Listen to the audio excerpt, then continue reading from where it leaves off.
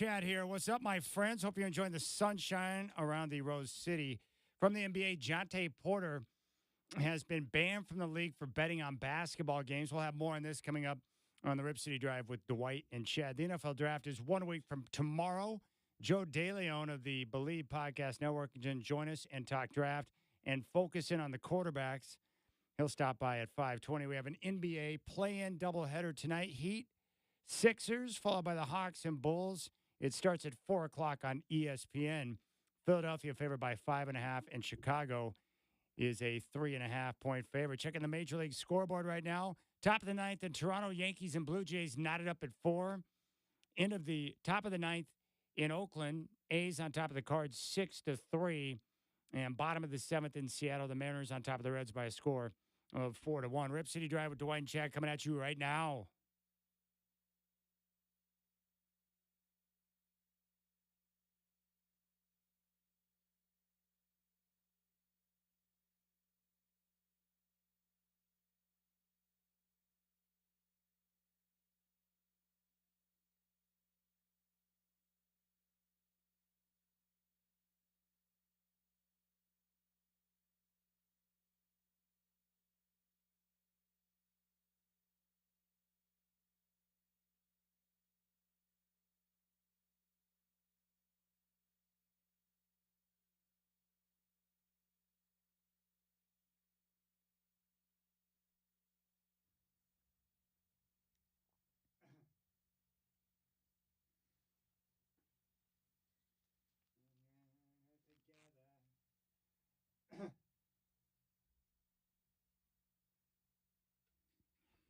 I tell you what, Godfather, we had some broadcast genius last night. I was treated to some of the worst analysis at the end of Game 1 with Reggie Miller with the Lakers and Pelicans, and that led right into Stan Van Gundy. Your favorite guy, yeah. He does constant diarrhea of his mouth. I think Van Gundy, Stan, arguably the worst. I can't stand him. It's like I have a limit. I can only take so much of his voice before I hit the mute button. And it's like, okay, I'm done with you tonight, Stan. You're terrible. I don't like to listen to you. I think he's bad at his job. And then Reggie Miller at the end of the Pelicans and Lakers game trying to determine whether or not the Lakers should have a 3-point lead or a 4-point lead with 2.7 on the clock. It's like, are you kidding me? Oh, my goodness. But as we thought, both games were wildly entertaining. I enjoyed it, man. The play-in. Pelicans made a strong push. We saw some great play from Zion, but they came up short because Zion wasn't on the floor. Shocking. Yeah. And then the Kings in their building, I thought, were terrific. Really taking it to the Warriors, just relentless. And, you know, the Kings are one of those teams where I like a lot of their players, and I want to see them do well. And I would like to see them emerge because I do think a Thunder Kings first-round series in the Western Conference would have some intrigue with the way they play on their young athletes. It would be fast up and down the court basketball. Oh, yeah. Nonstop. That's the type of ball I like. So we'll see what happens. We got the games tonight. I couldn't care less about Atlanta and Chicago, but I do like this Heat-Sixers matchup that we're going to get coming up at 4. Yeah, I wanted to ask you, though, that watching the Warriors, it was like the end of an era playing out right in front of you in the second half. Do you think it is the end of an era? I mean, they'll probably bring them all back, whatever they do. But I think we've seen the last of them as a playoff contender, right? Yeah, there's no question. Yeah. They weren't really a true playoff contender last year. Yeah. And then this year, they just weren't good enough. And this happens, you know, when you have a team that goes on many runs than they did with 4 championships, and then the key guys start to age, it ends badly. Dynasties never end pretty. It always gets messy because they're not going to be able to say goodbye to Dre, Clay, and Steph. Now, Steph Curry's still one of the best players in the world. He's right up there with Jokic in terms of production, play, and everything, but he can't do it alone, and he just doesn't have the right players around him. So what's sad is we're watching peak Steph at the twilight of his career who won't be able to truly compete, playing with guys who just aren't what they used to be, with Clay, especially with the injuries. So, yeah, they're going to hold them together because they're not going to be able to say goodbye to guys who are legends who won 4 championships. And it's going to continue to get worse because those guys won't get better. Chad, I think Steph's as good as he's ever been on certain nights. He can't do it as consistently as he used to. That's my opinion. Some nights he just doesn't shoot the ball as well. And I think his energy drains by this point of the season. It's really hard when you play off the ball as much as he does, running around the court, trying to get free, running through screens. And then at this point of the year, they let teams be so physical with him. He takes a lot of shots from players during a game. And I feel for him a little bit. He needs a little more protection. Yeah, that's probably true. I don't believe that he's lost a step. I think what's happened is that the players around him that he's on the floor with don't operate that system as well as the other guys who used to because he's playing with younger guys. Yeah. And so I think that impacts him, and he has to expend so much more energy. I noticed it in the game against Portland. You could tell that there were a couple of times where he was trying to catch his breath in the middle of a game because he's always on the go. And, I mean, even Steph Curry, just like Jokic or any other greats, they all need help, right? And the roster just isn't what it used to be. It's just weird to me to see Warrior fans, now they're criticizing Kerr. He's the problem. He doesn't know what he's doing. He doesn't know how to use his timeouts and everything. It's like, no. Gosh. They won 4 championships, one of the most dominant teams I've ever seen. And now, just like the Bulls, just like every other team we've seen, the Lakers, they're coming up on the end of their dynasty run. Chad, of all the criticisms of NBA coaches, the one I hear most often that's most unfair and the dumbest is they don't know how to use their timeouts. And every time somebody tells me that in person, I ask them a question. Okay, let's talk timeouts for a second. At what point of a quarter are mandatory timeouts called for, and who is charged with those mandatory timeouts? They have no idea what I'm talking about. But, folks, you have to call timeouts, and the clock dictates when you call them. Each team has to call one per quarter. They alternate who's calling them, and it varies on who's supposed to call one first. But you have to call those timeouts. So don't misjudge a guy for calling that timeout. Oh, they were on a big run, and he called timeout. Well, there's a rule that he has to. And unless you understand all that, don't criticize these guys for their timeouts. And they actually probably call them at the right time. These NBA coaches kind of know when to call timeout. All right, that's Dwight. I'm Chad. You got the Rib City Drive. I had to grab my glasses, Yeah, Godfather, what's so I up? can actually see. I got to be able to read here. Oh, Chad. I know. I'm getting older, Godfather, so I've got my glasses on. The NBA came out today with their announcement on Jaynes Porter of the Toronto Raptors, the brother of Michael Porter Jr., with his gambling scandal. And I want to read some of this to you just to get your reaction. It says the league's investigation found that prior to the Raptors' March 20 game, Porter disclosed confidential information about his own health status to an individual he knew to be an NBA bettor. Another individual with whom Porter associated and knew to be an NBA bettor subsequently placed an $80,000 parlay proposition bet with an online sportsbook to win $1.1 million, wagering that Porter would underperform in the March 20th game. The league's investigation also found that Porter limited his own game participation to influence the outcome of one or more bets on his performance in at least one Raptors game. In the March 20th game, Porter played only 3 minutes, claiming that he felt ill due to the unusual betting activity and actions of the player. The $80,000 proposition bet was frozen and was not paid out. In addition, from January through March 2024, while traveling with the Raptors or Raptors 905, the Raptors NBA G League team, Porter placed at least 13 bets on NBA games using an associate's online betting account. These bets ranged in size from $15 to $22,000 for a total of over $54,000. The total payout from these bets was $76,000, resulting in net winnings of $21,965. None of the bets involved any game in which Porter played. 3 of the bets were multi-game parlay bets that included one Raptors game in which Porter bet that the Raptors would lose.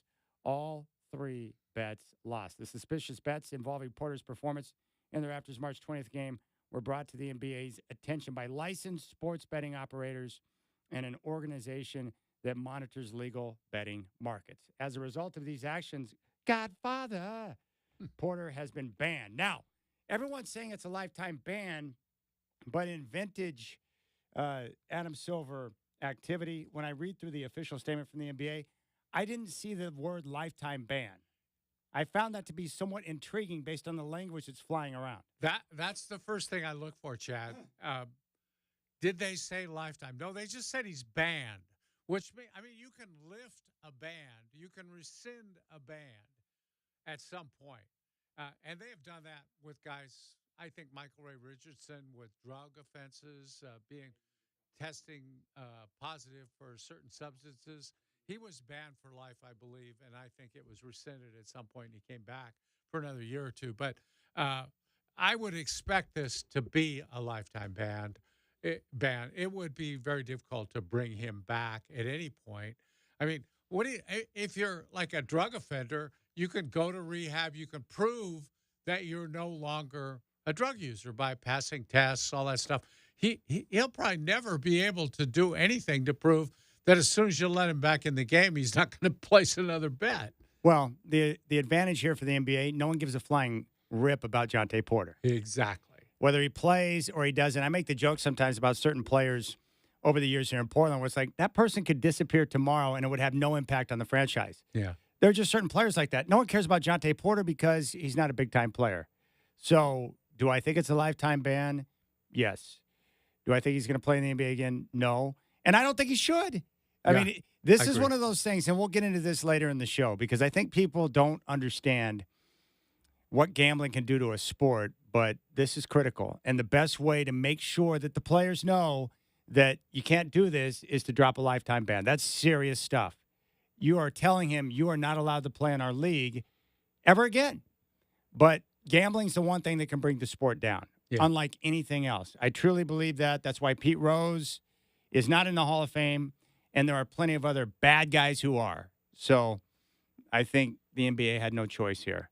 And the problem is gambling's only going to become more and more prevalent, right? Yeah. So you've got to make sure you continue to send the message. And then with each crop of rookies that come in, and then reinforce this with the veterans year after year after year, that you can't bet on NBA games.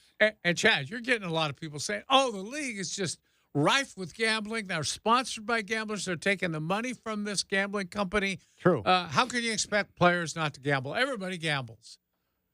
But that's no excuse. They're right? in bed with all the beer companies, too. Yeah. But players will still get penalized if they get into a DUI accident or any other type of activity like that.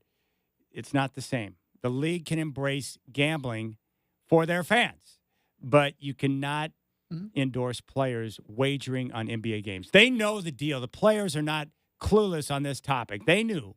They know. And if you're a gambler, you certainly don't want them betting. This is protecting you because it keeps games from being fixed. You don't want to be betting on a game that's fixed. Unless you know which side is fixed. Right. On. Unless you're the guy that Porter called. I do. I would prefer to bet on fixed games as long as I'm the one doing the fixing, you know? Yeah. Just saying. But you're right. It's important because once people have an idea that what they're watching is not legitimate, your league becomes a banana republic. Illegitimate. And you can't have that. Chaos. Absolute chaos. And the good thing about this is the NBA will do what it can to monitor the situation. But what they do is almost immaterial. The gambling industry monitors the gambling industry better than the NBA ever could. Yeah. I mean, they got this almost right away, right? Yeah. Yeah, the gambling enforcement group, the casinos, the ones who run the online sporting books, they're the smartest people in the world. Yeah. Hey, I got this prop bet on Jaynes Porter not getting 7 rebounds tonight. And I want to bet $80,000 on that. Instant red Who flag. in their right mind would think a guy would bet on that? They don't even know who Jaynes Porter is. How does a guy bet on that and not know there's something crazy going on? Yeah, that's why that's the first clue that whoever put this idea together, they're dum-dums. Yeah. They didn't cover their tracks at all. You just can't have it. The league can have players impregnating hundreds of women. You can have domestic violence. You can have all sorts of things. Guys doing drugs, smoking tree, whatever. But that's different than gambling on your own team or against your team where you could be manipulating action on the floor. Yeah. You can't have that. So we'll get into that later in the show. But when we come back, our good friend Jen Armbruster, who is with Adaptive Sports Northwest. They have a big event coming up, and they do a lot of great work in the community for those who have physical disabilities, vision impaired, people like my son, and she's going to share her story again and talk about the event. We're going to talk draft with Joe DeLeon at 5:20. And then if you need a bank loan, we have a good idea for how you can secure that if your credit may not be good. It's a little Weekend at Bernie style on a true story. Yeah. I wish I would have thought about that. When I was gambling, I should have done that. Hey, Godfather, when you die, can I use you, please? No. Okay. No, I'm going to have to prohibit that. Okay, we'll come back. Jen Armbruster's in studio. It's the Rip City Drive here on your home of the Blazers, 620 Rip City Radio.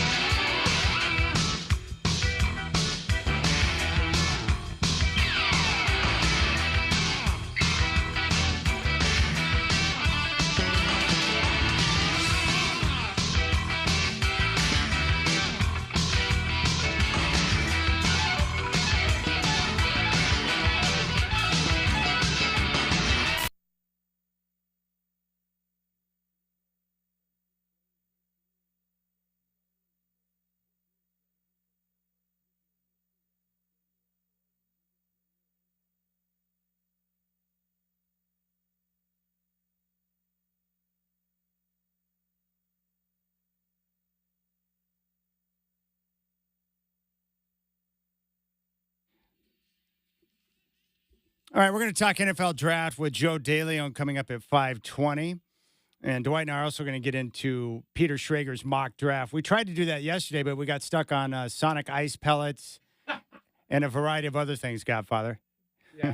Chad, when other things are more important, that's what we're going to talk about. Ice pellets, very important thing to talk about. So I can understand that. Well, joining us right now in studio is the executive director of Adaptive Sports Northwest. She's been in here before, and she is back. It's Jen Armbruster. Jen, it's nice to see you again. Thanks for coming in. Thanks for having me, guys. Well, it's great to be with you. I think it's important for people who don't know it. Let's start with this. What exactly is Adaptive Sports Northwest? Sure. We're a nonprofit here based out of Portland. So we service Oregon and Southwest Washington. We service folks, youth and adults, with physical disabilities or visual impairments in recreational and competitive sports. And Jen, you are executive director, and I know you used to participate. How has your role changed now? What does the executive director do? And are you still dabbling in some of the sports that you love? Sure. I was an athlete. Obviously, I was part of this organization as an athlete, as a coach, as a board member, as a volunteer. Took the reins over as executive director about a year and a half ago. The role's changed a lot because it's fun, but in a totally different way. I miss the programming aspect and those type things, but love seeing, youth and adults recreating or going out and competing for the first time. It's rewarding in itself that way, but I think that's the big change is really making sure that we get the funding and all the resources that our athletes need to succeed and figure out their goals and achievements. Now, Jen, for those who don't know, you're blind. How long have you been blind? 32 years. So yeah, Now, it's been a while. I was a teenager. So and then what other, you mentioned physical disabilities, like what types of different disabilities do you deal with or work with people who are suffering from that can still go out and be able to compete and be a part of it? yeah, so we work mostly on the Paralympic side of things. So with physical disabilities, so it can be anything from a spinal cord injury to spina bifida, folks with amputations, folks with dwarfism, all different disabilities, physical disabilities, cerebral palsy. Yeah, so we just find, and depending on the different sports, will also depend on, what they class in as. Some of our competitive sports, you have to, for goalball, you have to be visually impaired or blind to play at the competitive, national level.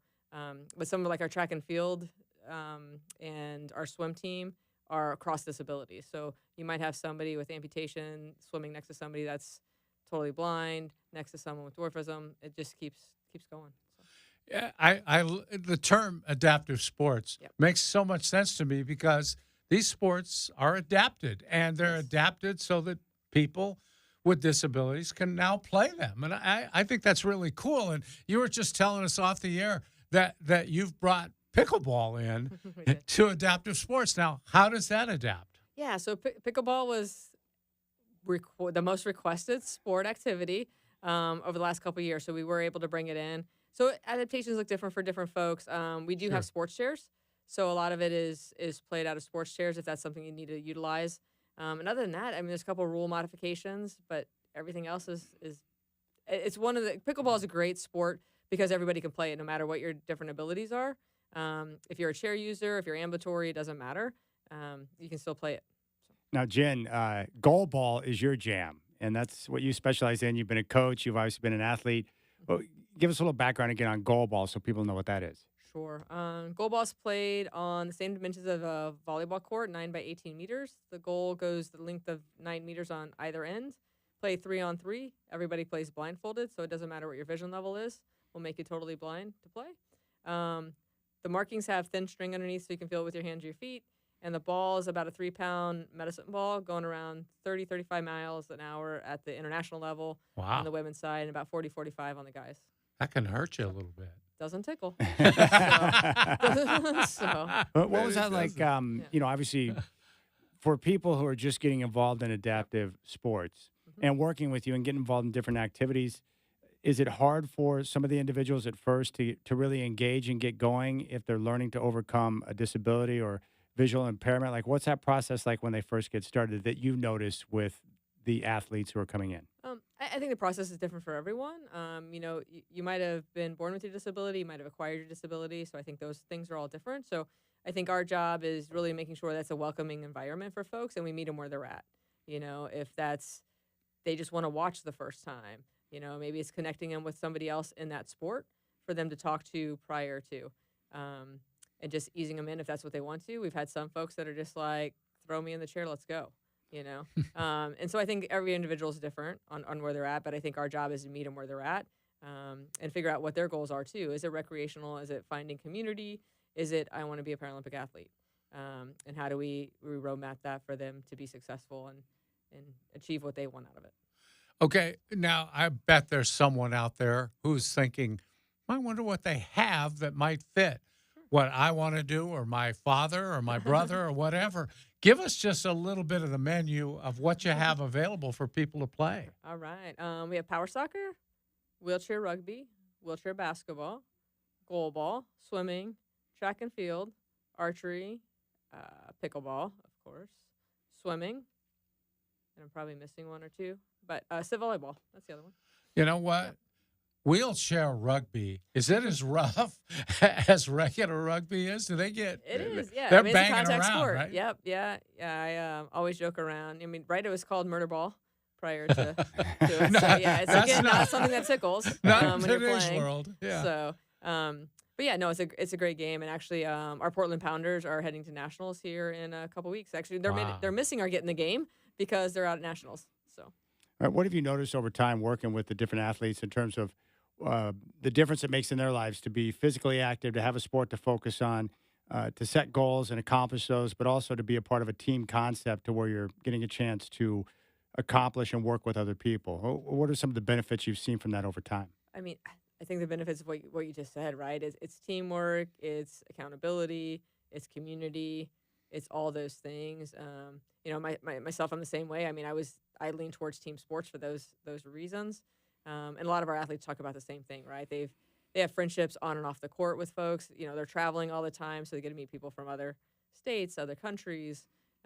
And so I think it's all those things. It's community. It's being able to challenge yourself, on the competitive side and making those stretch goals. And I think part of it also is confidence as well. I think you see a lot on our youth side, that maybe they're doing swimming for the first time or track and field, and they have that confidence that's grown, and they're competing then for their middle school or their high school team, or they're getting involved in other things that maybe some folks told them they weren't going to be able to do, but because they do sports now, it's just giving them the confidence, to do other things as well.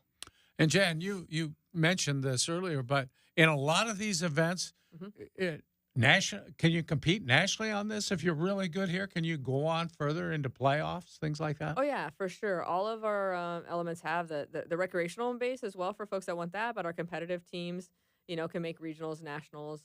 And we definitely have some Paralympians here. They went to the international route as well. Wow. That's good in their sport. That they've succeeded at that level. How many people do you have involved in your programs right now? Definitely well over 200 involved in our programs. Probably closer to 400 when you talk about different things, and that number just increases if you start talking about volunteers and family members. I talked about civ volleyball and like our cycling program. Those are great ones to get the whole family involved, and you see that a lot. So that's what's it's awesome, right? Just to be able to have that. We're talking with Jen Armbruster, who is the Executive Director of Adaptive Sports Northwest. Now, you've got a big event coming up on May 4th. Get into the game. Yep. Give us some details on the event and what you've got planned, what you're trying to accomplish. Sure. Our Get in the Game is May 4th. We'll be holding it at the Midland Jewish Community Center. 4:30 to 6 is going to be our try it and demo, so folks can come out and meet our athletes. They can hop in a sports chair, check out a hand cycle, do those type things. So it's kind of casual and laid back there, and we'll have some social time. We'll have your typical silent auctions and games and those kind of things, and we'll go into our programming. But it's our biggest fundraiser of the year. So we really want folks to get out there and support ASNW so we can support our athletes. And with the donations and the fundraising, Yep. I mean, what are some of the different things that those dollars do to help? Yeah, that it's huge. We have a huge equipment loan program because, as you know, equipment, a $200 pair of sneakers is a lot different than a $5,000 sports chair, right? To play. And if you're a multi-sport athlete and you're talking about a basketball chair and a track chair and a hand cycle, you're now talking $20,000, $30,000, right, to be able to just recreate. And so we Equipment is a big thing. Again, travel is a huge thing that we fundraise for. Because again, unlike your kid that can join 5 different little league games or 5 soccer leagues around the state, if you have a youth or even adult with a disability, you can't just join the local league here. There's not enough folks here that are playing wheelchair basketball or rugby or soccer, right? And so they're always having to travel, and which gets a little more expensive, right, than just driving across town. So And That's you perfect. also have a need for volunteers. You Always. mentioned that the last time we Yes. spoke with you, Yep. that if people are interested in helping out, you'd love to see them at that event, I'm sure. Absolutely. We wouldn't exist without our volunteers. I mean, we're a small nonprofit. We only have 2 full-time employees and a handful of part-time employees, and so our coaches are volunteers. Just even brothers running maintenance, it's doing different things. If it wasn't for our volunteers, we couldn't make it work. Yeah, I'm wondering how many people out there in the community who are dealing with physical disabilities or impairments would love to do something. They don't even know that adaptive sports, is there for them to be able to participate in. Yeah, I mean, for sure, right? We don't know what we don't know. And that's, shows like this or just getting that awareness out there that we are here. We want more folks to come in, find community, and just keep building on the programs. I think that's terrific. I Yeah. think it's great. And I love the idea of competing in sports and developing the confidence where you start out doing something, maybe playing goal ball, and you accomplish things that you didn't think were possible, and what that could lead to later in life in terms of being able to take on a challenge to overcome with, a disability. I think that's a great message to send, but also for people to go out and do things they didn't think were possible, and then what that could lead to, right? Oh, yeah. And like I said, I mean, it's in just lifelong health, right? I mean, just being able to be active and recreational. A lot of times you see folks with disabilities maybe in a more sedentary lifestyle because they haven't had that opportunity or they haven't been exposed to it. So just your long-term health as well is huge. Also, a chance just to be competitive, right? Yes, I think absolutely. sometimes Yeah. it's fun to compete, even if you Yes. lose. You want that. You've got that Yes. inside you somewhere. I think everybody has that to a degree, but Yep. to bring that back would be real special, I think. Yeah, for sure. I mean, that's the whole thing, right? Being able to win and lose graciously, but that just having that opportunity to compete is something that a lot of folks miss out on. So we can provide that opportunity. I can Yeah. see it in your eyes and your face, too. You're Yeah. competitive, aren't you, I Jen? am. So, And that's nothing to be ashamed of. Yeah. Get into the game. It's coming up on May 4th at the Middleman Jewish Community Center, and things will kick off at 4:30 with the live sport demonstrations. And so you'll get a chance to showcase all the different sports then at the event? Or most of them? Yeah, most of them. I think we have 7 of them. Now, I know that there was a big, outcry for pickleball, but what is the most popular sport that you feature right now? What's most popular? Well, it's hard. I mean, all of our team sports are pretty active. Like I said, rugby's heading to nationals. Our women's wheelchair basketball team is heading to nationals next week. Power soccer will be heading to nationals in the summer. So, yeah, they're all of them. I think the draw to wheelchair basketball is always high just because it's flashy and it's basketball. So who doesn't love basketball? Yeah, I love it, too, that you get a chance for the contact sports, basketball, rugby, those things. I think Yeah. that's important, right? Absolutely. All right, get into the game. The event's coming up on May 4th. It kicks off at 4:30 with a live sports demonstration. It's going to be over at the Middleman Jewish Community Center. Do you need to RSVP or do you just show up? You do.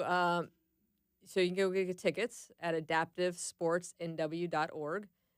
Early bird special ends this Saturday, so the tickets are cheaper if you buy them before this Saturday. But yeah, we're always looking for folks to come and try it out, and might have a few tickets at the door, but hopefully we'll be sold out before then. All right, so make sure you join the event. And if people want to donate, I mean, like she mentioned, with the sports, the equipment that's required for people with disabilities, very expensive, so they need help. You can also donate just by going to the website, adaptivesportsnw.org. Yes. All right. What else do you want to get out there, Jen? It's your world. What else? Did we hit on all the key points? Yeah, did we miss something? I don't know. No, you guys, y'all do a great job of hitting it all, right? I mean, that's the big takeaway. Really is. I mean, we're always looking for, like I said, volunteers. We're always looking for new participants, and we're always looking for the funding sources, right? I mean, that's the part of the job that's not that fun to talk about, but it's essential for our success. What I like about the event, too, is people are kind of unsure, and I think a lot of people would be unsure. Mhm. They can show up and try a chair out or a bike out, right? And Absolutely. give it a roll and see if if they like it. I think they Exactly. probably find out they like it a lot more than they thought they would. Yes. Yeah. Most folks, rather you have a disability or don't. I mean, it's just a sport, right? That's what's really cool. It's not an adaptive sport anymore. It's just a sport. You're just playing wheelchair basketball, or you're just throwing a goal ball around, or you're just playing pickleball. And so that just goes away, and you're just playing the sport. And one other thing I did want to ask you with your events calendar, Mhm. do you have uh, events, sports that are set up to run throughout the course of the entire year, so you always have access to activity? We do. Yes, we have a very busy schedule. Like I said, our team sports are kind of wrapping up. They're getting nationals and that kind of stuff. But track and field just kicked off. Our cycling series will start. Pickleball just started. Yeah, so we always have something going on year round. All right, go to the website, adaptivesportsnw.org. And the event Get Into the Game is coming up on May 4th at the Middleman Jewish Community Center. Go to the website, you can get your tickets, and you can also donate at the website as well. But please, if you have the time, stop by and check out the event. And they're going to do a live sports demonstration, which will kick off at 4:30. The executive director is Jen Armbruster. She's here on the Rip City Drive. Jen, you're always welcome on the show. We love it when you come by. Thank you. Thanks so much. Keep for up the having good me, guys. work. Thank you. All right, we'll come back on the Rip City Drive. We'll keep things rolling. We're going to talk NFL draft with Joe DeLeon coming up at 5:20. Big thanks to Jen for joining us here in the studio. You got the Rip City Drive with Dwight and Chad.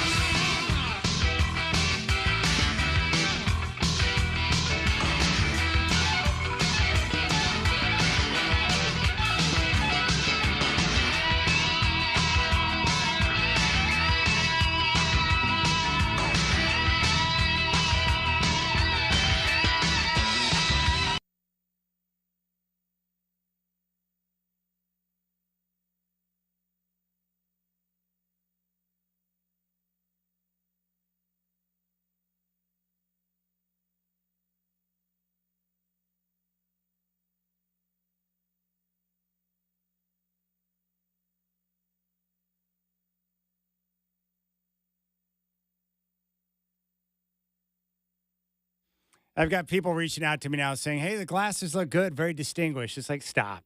They're absurd. No, they look good. It makes you look instantly smarter.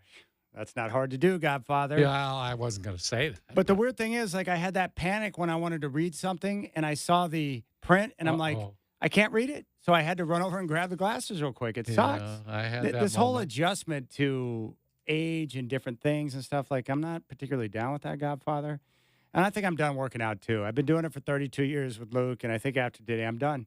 I don't need to go through the anguish of the physical exertion anymore. I'm going to shut it down. I never wanted to be middle-aged fat guy, but now I think I'm going to become middle-aged fat guy. Everybody knows you're just talking because you're tired. You'll be right back there next week with Luke, letting him beat the living daylights out of you. And I don't understand, like, you wouldn't think that walking a golf course and swinging a club around would be so invasive, but it's invasive. Yeah. So it's going to take me a couple of rounds to get my body back in condition. It's the whole process, Godfather. Good gracious. Here's a question for you.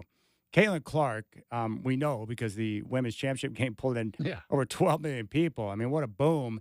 And I know the Indiana Fever are going to benefit greatly by her presence, no doubt. I guess what I'm wondering is, we know the Indiana Fever are going to have a tremendous boom when it comes to attendance and viewership because of Caitlin Clark. Yeah. But I'm wondering, like, for her impact, is that going to become league-wide? Is it just going to be Fever game? Like, what's going to be the key for the WNBA to capitalize off this renaissance we're seeing with women's basketball? Well, I think in the immediate future, she is going to draw a lot of eyeballs to Indiana Fever games. People are going to want to see how she looks against WNBA competition.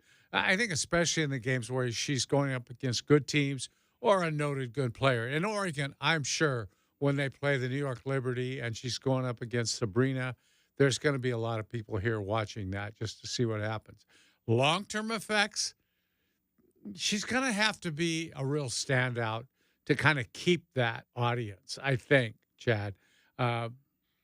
It's never really caught on big with TV viewers. TV ratings have been in the six figures. They've never gone up much to 7. So it's going to be interesting to see how many people she drags over and then how many people stay with it. I think the WNBA has real high hopes. We'll see. All right, here's another question I have. Not really a question, but just an observation that I have. We're getting a lot of comments like this now that Caitlin Clark is going to the WNBA. Yeah. She's going to make $76,000 as a rookie. Wemby just made $12 million as a rookie. They need to fix this. The gap cannot be that large between women's basketball players, men's basketball players. I think people don't understand that when it comes to athletes and their salaries, isn't it strictly based off of a percentage of the overall gross revenue of the sport? Of course. Well, I think the WNBA has like 167 times the revenue of what they get from the WNBA, right? Yeah, the NBA has huge, monster television contracts. And that's where the majority of the money comes from. It It's TV is. money. But they also have a much superior merchandising deal. They draw more fans to their games. All their revenue sources are larger than the WNBA. And in fact, some people I think still don't understand. The WNBA has been bankrolled, subsidized by the NBA for years now. David Stern set this up for the teams in the league to bankroll the women's league. And they have. And they've needed that funding over the years to stay alive. So, again, in the NBA, players get about roughly half of the gross revenues. And it kind of works that way in most sports that have a salary cap. And that's what the cap's for, to make sure the players get their share.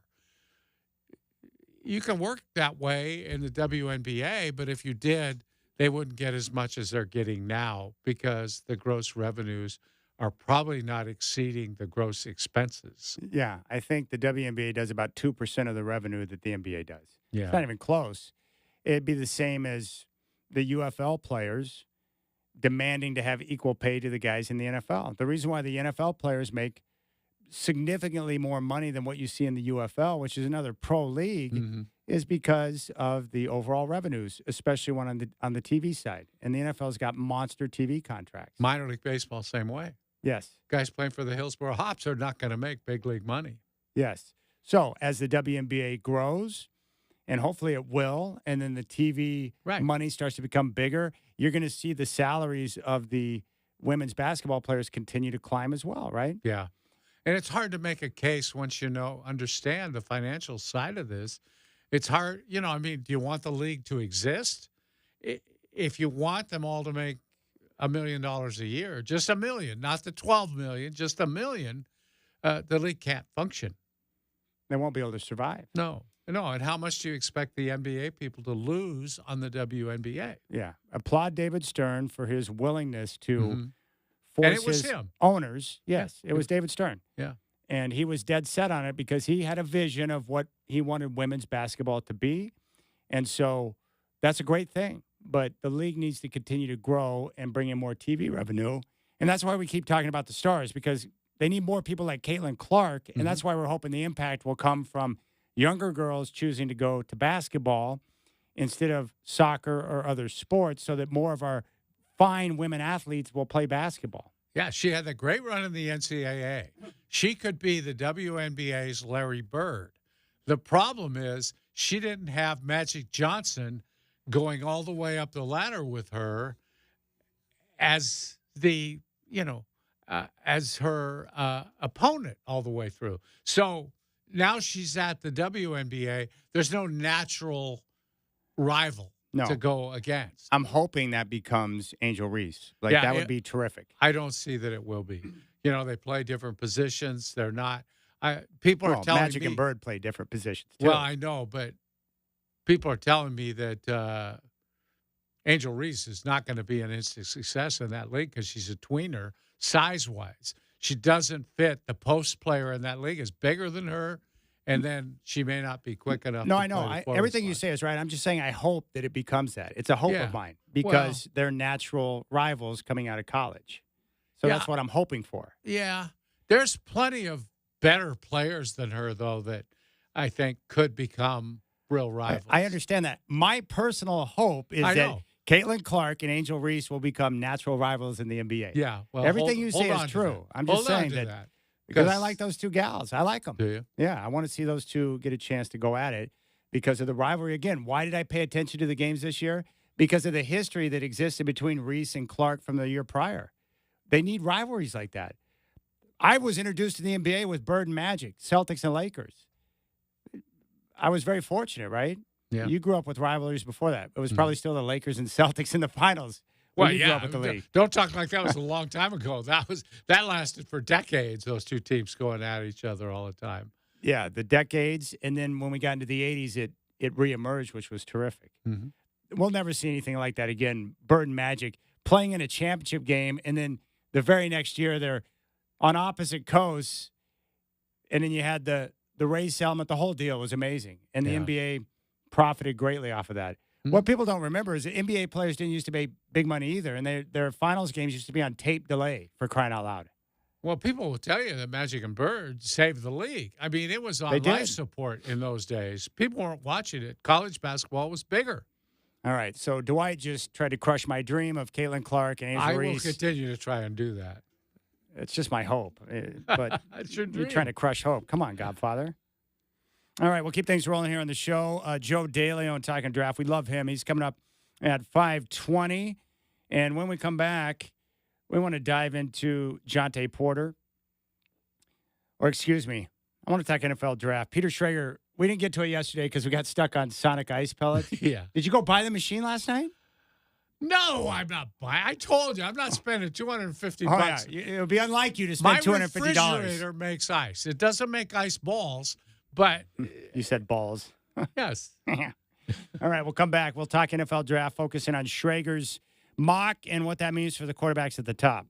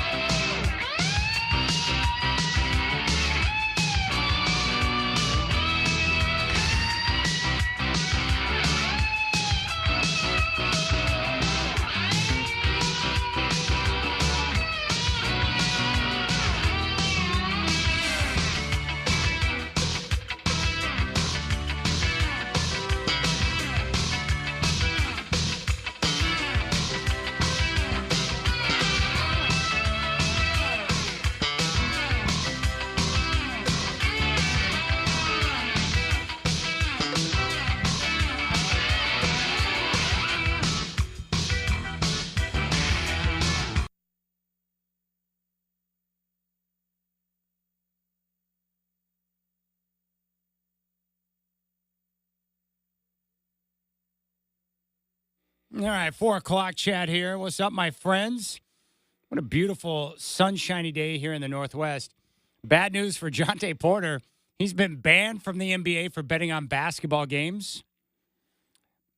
We'll have more on that here on the Rip City Drive. NFL Draft is 1 week from tomorrow. It's going to be awesome. Joe DeLeon is going to talk draft with us at 5:20. We've got an NBA play-in doubleheader tonight on the Eastern Conference side. Heat Sixers coming up in a couple of minutes, followed by the Hawks and Bulls. We have tips at 4 on ESPN. Philly is favored by 5.5, and Chicago is favored by 3.5. More of the Rip City Drive with Dwight and Chad coming at you right now.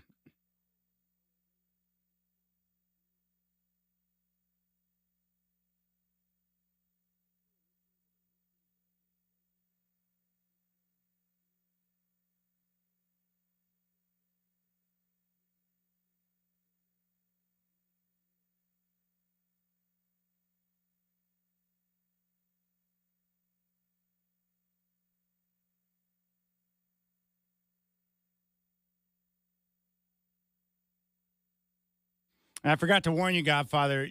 I gave you one of my nutrition bars, and it's a delicious one, but I have noticed that when I eat that particular bar, sometimes the particles get hung up in my throat, and I choke out. I'm eating it right now, and I can feel that. Yeah. So, by the way, breaking news, I just saw it sarcastically. Yeah.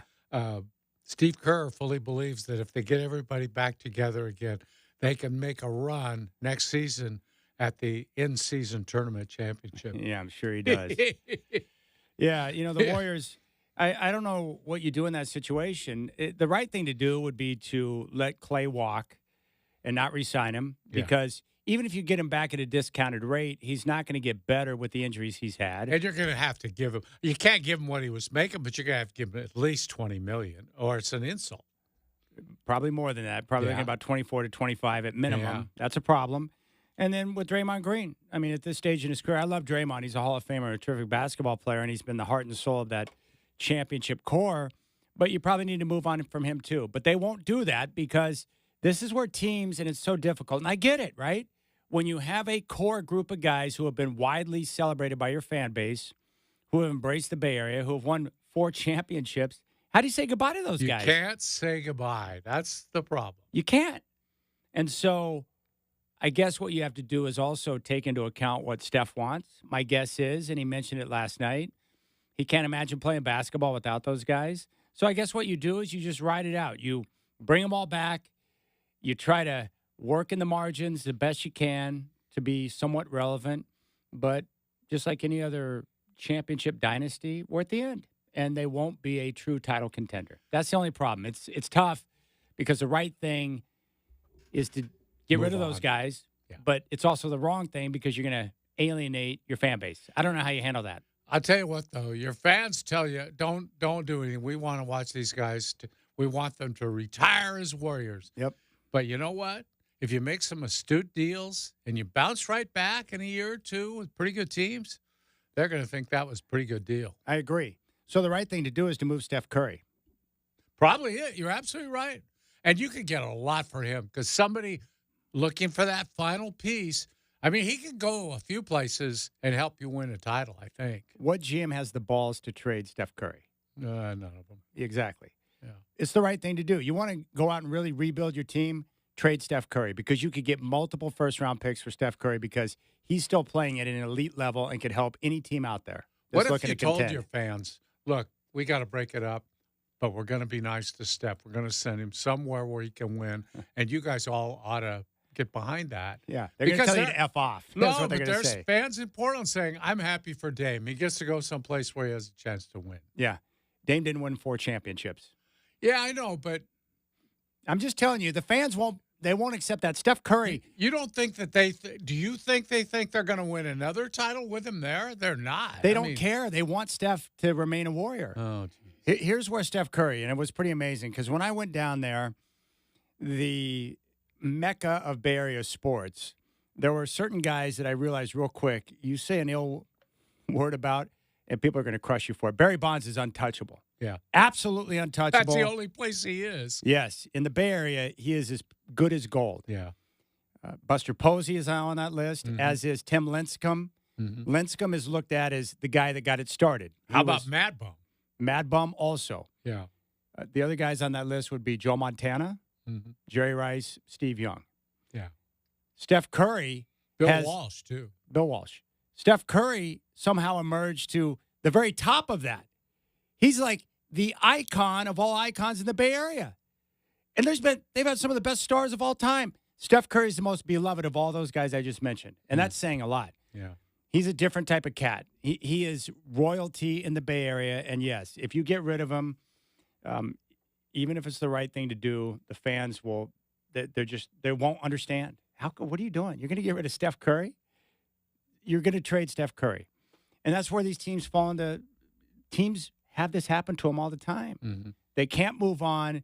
They're unwilling to move on, or they're scared to move on. And then what happens? You become an aging franchise that all of a sudden has no flexibility, and then you're going to hit rock bottom again. But we had a decade of greatness with 4 championships. So was it worth it? Yeah, it probably was. So you just live with the fallout. It sucks. I don't know what else you do. I'm not trading Steph Curry. I wish I had that type of guts.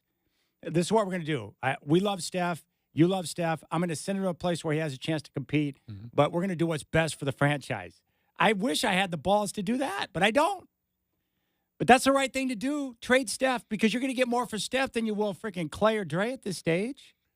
And you'll get more for him than he's actually worth to you right now. Because he can't win you a title now. So, but there's another team out there. Think about all the teams that are like, man, if we had Steph Curry, we instantly become a championship team.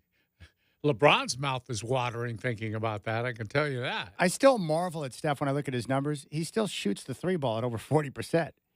He's elite. And you have to account for him. He's the ultimate team guy. The other thing, he doesn't even get mentioned enough, even though it gets brought up occasionally. He's the glue that keeps it all together. He is the one that is able to keep the madness from derailing everything. He's a unique guy. I've never come across a global icon that has as much humility as he does. He is and I'm not even joking. You see the antics on the court with the mouthpiece and the shimmies. That's just him having fun. But he is, for a guy that's a global icon, he's got a lot of humility. He's one of the most remarkable people I've ever been around. Even Draymond, if he listens to anybody, it's Steph. Yes. Yeah. The only guy. Yeah. He'll yell at Steve Kerr. He'll punch other guys. But when it comes to Steph, he's got the ultimate respect for him. It's the one guy. That's how you know when someone's got respect, where Steph Curry can go to Draymond and be like, dude, we need this. Okay, I could do that. So are you holding on to Klay Thompson, too? I wouldn't. No. No way. I would let him walk. Or maybe you can do a sign and trade. Maybe Orlando needs him. Orlando needs someone that can shoot. They right? want him, I guess. Yeah, well, do a sign and trade and get him out. But Klay Thompson, I love Klay, and I'm sure you do too, and I love his dad. And Klay had a good stretch. That's why last night was so surprising, because he played really well down the stretch when they went like 10-2 in their final 12 games, or 8-2, whatever it was. He played well. He played really well, but last night was brutal. Didn't score. Well, the pace that Sacramento played, I think, took a lot out of him. I think that got to his legs, and when you get to a jump shooter's legs, he's done. Yeah, when you suffer an Achilles and the knee, it's just too much to overcome. So I wouldn't bring him back. Even Steve Kerr even said, I hope they bring Chris Paul back. I don't think he really meant that, but he's got to take care of his guys. That's one they're going to lose, simply because they need to take that salary off their cap. Yeah. Because they're paying such luxury tax now. Their payroll is ridiculous. Yeah. But Kerr was making it sound like, let's bring everyone back. Let's bring back the entire band. He's just trying to be the good guy. Yeah, and that's his role in that situation. Yeah. He's trying to be the good guy, but yeah. So what is the right thing to do? Trade Steph. What will they likely do? Bring everyone back, except for Chris Paul. They just can't. Yeah. Financially, that doesn't make sense for his production. So he'll go. They'll keep Klay. Yeah, they'll keep Klay. They're not going to break him up. But even though you got to suffer now, they got 4 championships. What else can you want? Right? Yeah, and they got a draft pick headed to Portland, as long as it's not in the top 4. Yeah, and most likely it's not going to be. Yeah. Knowing, well, then again, it is Portland, so our luck is they'll shoot right up into the top 4. They'll pull out the number 1, yeah. They will. And then that would be so Portland-like. But no, the Blazers, more than likely, after last night's result, will have 2 lottery picks, which would be great if it wasn't this year with this draft. Yeah. History, yeah. Maybe the Blazers will pick the 2 guys that turn out to be studs from the draft, too. I don't know. Yeah, oh, sure. They likely will, too. Yeah, I know. Yeah. Okay. All Count right. on it. Dang it. Okay, let's stay focused here for a couple of minutes. Can we do that? No. No, we can't. What do we want to stay focused for? Dang it. I want to What get were we supposed to be talking about? the draft. We got derailed again. Yeah. Freaking Steve Kerr talking about bringing everyone back, and we got derailed. Not quite as bad as. Oh, by the way, Shacker told us during the break that he's got an ice machine. I don't think it's the Sonic ice maker. I No, think it he makes ice. Does it make balls?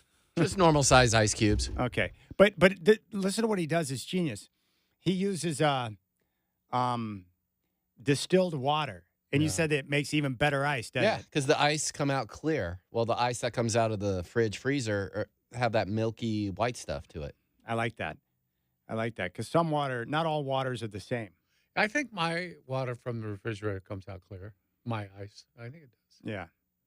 I'm saying distilled might be the best to go. Yeah, it might be. I'll try it. Yeah. Try it out. But when are you going to buy the machine? I saw someone sent me a sale, $179. Oh, they're on sale now? Well, there was one that was on sale on Amazon. I Oh. might just have to buy it for you. If I bought you, let me ask you a question. If I bought you an ice maker that made the Sonic ice pellets, would you use it? Or would it be like a lot of other appliances, like the Juice Tiger, that just sit there and don't get Juice used? Tiger. Yeah. I've never had the Juice Tiger. Is it hard to clean up? It's probably no mess, right, Shaq? How hard is it to clean up the ice maker? Not hard at all, but you do need to wipe it down every now and again. But Yeah. it's easier than your Easier than the refrigerator Juice freezer Tiger. ice maker. I love Jack LaLanne, but he lied. It's harder to clean up than what he let on. Would you use it or no? I would use it. You would. Yes, I feel a responsibility if you spent that kind of money. No, I on don't it. want you to feel Are you sure, responsibility. though, it's the right one? It makes the ice balls? No, It not makes- ice balls. Sonic doesn't have ice balls. It has ice pellets. Aren't those pellets? Well, okay, it's a pellet. A pellet is a ball. Is it? Yeah, it's just a small ball. Well, I used to have a pellet gun, and it didn't shoot balls. It shot pellets. Well, what were their shapes? They weren't round? No, they were they had a pointy tip on the end. Well, Sonic's ice doesn't have a pointy tip. No, but when I look at the Sonic ice, that they don't look like balls. They look like pellets, just like those. They're Yeah. round. They are. Yeah. They're not like perfect balls, They're small. but aren't they pellets? No, They're not. they're round. This is bull crap. I'm really irritated about this discussion. Are you being a pain in the ass on purpose right now? Or are you being No. serious? No, I think I'm right. But I'm a never ball- 100%. But I'm not wrong. A ball and a pellet are not the same, right? I agree. I'm the one that said that. Yeah, they're not the same. Dang it. If you're talking about pellets that aren't round, because the pellet gun I had, the pellets were round. That's a BB, not a pellet. No, it wasn't a BB. It was rubber. Yeah, I have one of those pellet guns too with round pellets. Yeah. And it was rubber pellets, right, Mike? Yeah, they're little yellow. But how round can it be pellets. a round pellet if a BB is perfectly round? Yeah. Then how can a pellet be round? A Isn't- pellet is not a BB. No, because pellets are not made out of rubber. I mean, BBs aren't made out of rubber. Well, I understand They're that. My pellets hard. weren't either. Yeah, my pellets were made out of metal too. Oh, I always had rubber pellets in a pellet. Well, now gun. we got to Google. I'm really confused right now. Will you go to Sonic and pick up a drink so we can look at the freaking There ice? goes the show. Call all the guests But and no, do tell you them understand they're what I'm not saying? coming on. We're going You're to talk. making it sound like a pellet and a BB are the same thing. No, they're not. Because you're saying pellets aren't round. BBs are round. Yeah, when I say a pellet's not round, it's not like a perfect circle like a BB is. Well, I'm just telling you mine were. They were round. But that's a BB, not a pellet. No, BBs aren't rubber. BBs are made out of some sort of metal. I'm I not don't know talking about they what are. type of metal it is. I'm talking about the shape. A pellet and a BB are not the same thing. No, They're because different shapes. They're made out of something different. I'm talking about the shape. A BB and a pellet are not the same shape. I'm just telling you. Oh my gosh! My Whatever. pellets were Whatever. bigger Whatever. than BBs. Whatever. Whatever. Pellets are small. Go to Sonic Shacker. No, go down to Walmart and buy a BB gun. I And have a shoot him with BB it. gun. I Huh? have a BB gun and a pellet gun. Do They you? both shoot different things. One's a pellet, one's a BB. Are you freaking? You're messing with me right now. You're messing with me. Are you? I just try to educate you. You're not I educating. don't hate. I educate. No, you don't. No, you're being a pain in the ass because you're trying to tell me that a pellet and a BB are the same thing. Shacker told you about I don't his care what pellet Shacker gun. said. He was telling Oh, me about the ice he's- machine. You got the Rip City Oh, Drive. God.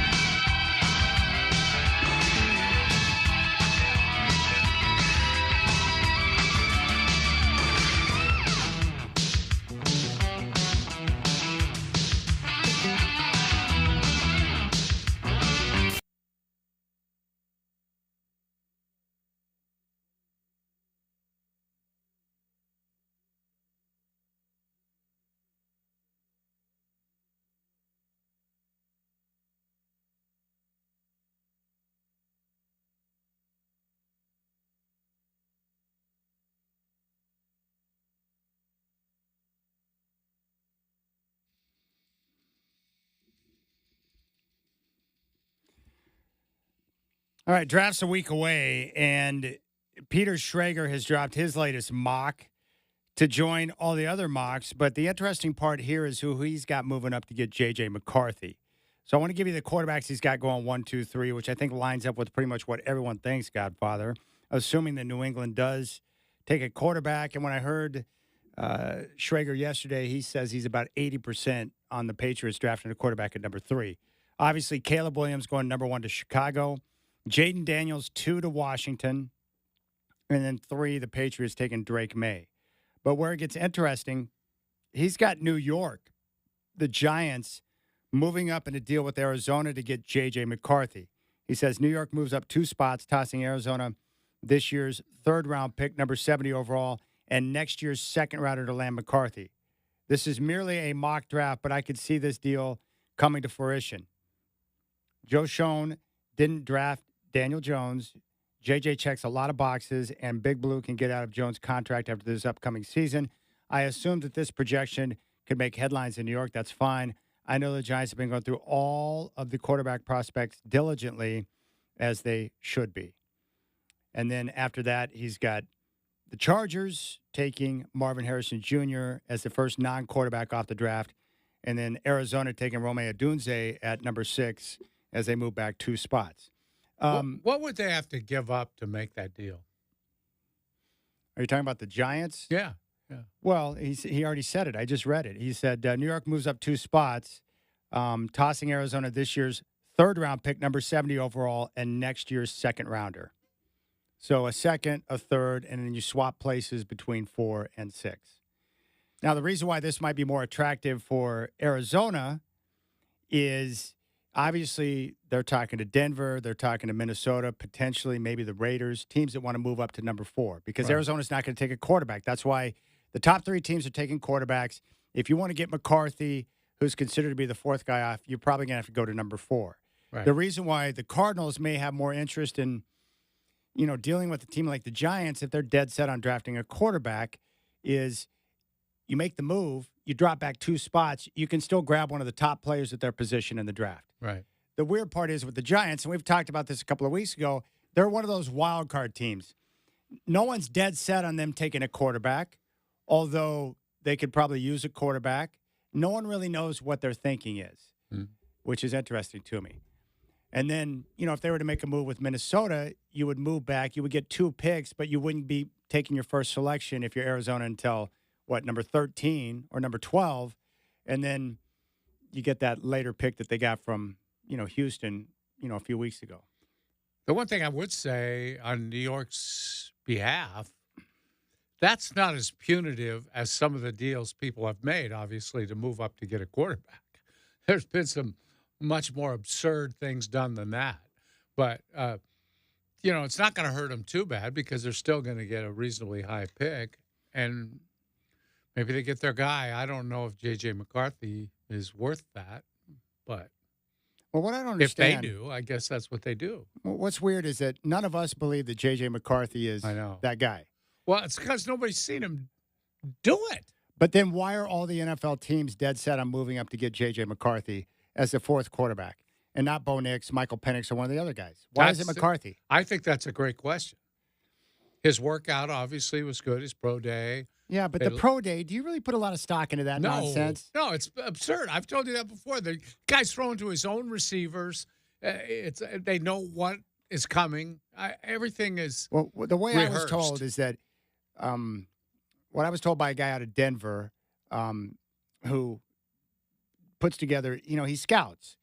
And what he told me is that you have this big pie, and there's different percentages for different metrics for the quarterback. And the pro day is like a small little fraction of that total pie to determine what type of quarterback they are. So I don't care about the pro day. In fact, Greg Cosell wasn't exactly thrilled by McCarthy's pro day because of the overall arm strength, being able to really whip the ball downfield on some of the deep passes.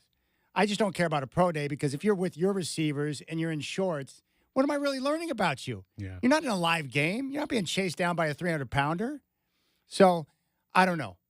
Wouldn't arm strength be just about the most important thing in that? Because even if you're not throwing deep, a lot of times the ball has to be zipped pretty good in a tight spot. Well, Jamarcus Russell got drafted based off of arm strength, and Right. he turned out to be a complete buffoon Yeah. as a quarterback. So, I don't know.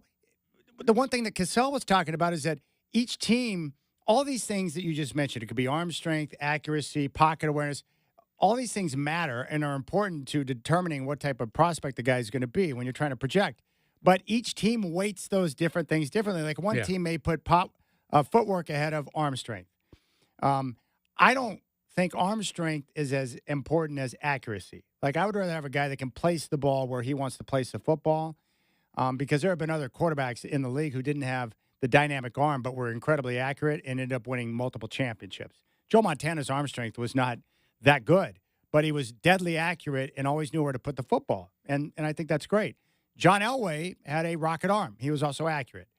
I don't know. I mean, Drew Brees wasn't a deep ball thrower. He didn't have like the rocket arm, but very accurate and smart. So I guess it probably just depends on the coach and the scheme and what they think is important in those situations. For me, I want everything. I want mobility, I want accuracy, and I want a guy that's got a rocket arm too. But Well, not everyone can be Patrick Mahomes. Yeah, but the scheme has to play into it because every scheme asks a guy to do different things. Yes. You know, if you're the Oakland Raiders in the old days, They you want a got guy that to can throw deep. stretch the field for Al Davis. Yes. That's what Al wanted. He would not want a weak arm quarterback. No. He would look for a guy that can bomb.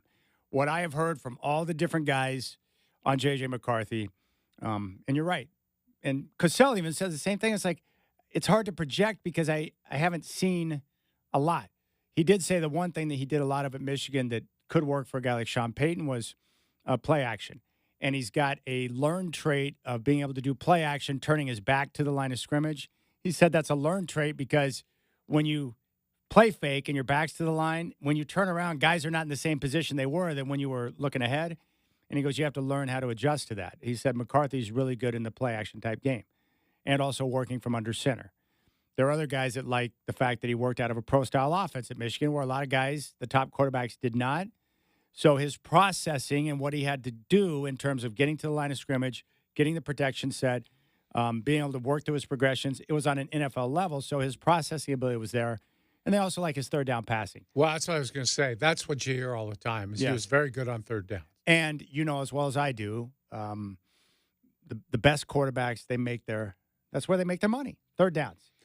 Yeah, but so much of that depends on the kind of team you have, too. You know, I mean, he's protected well.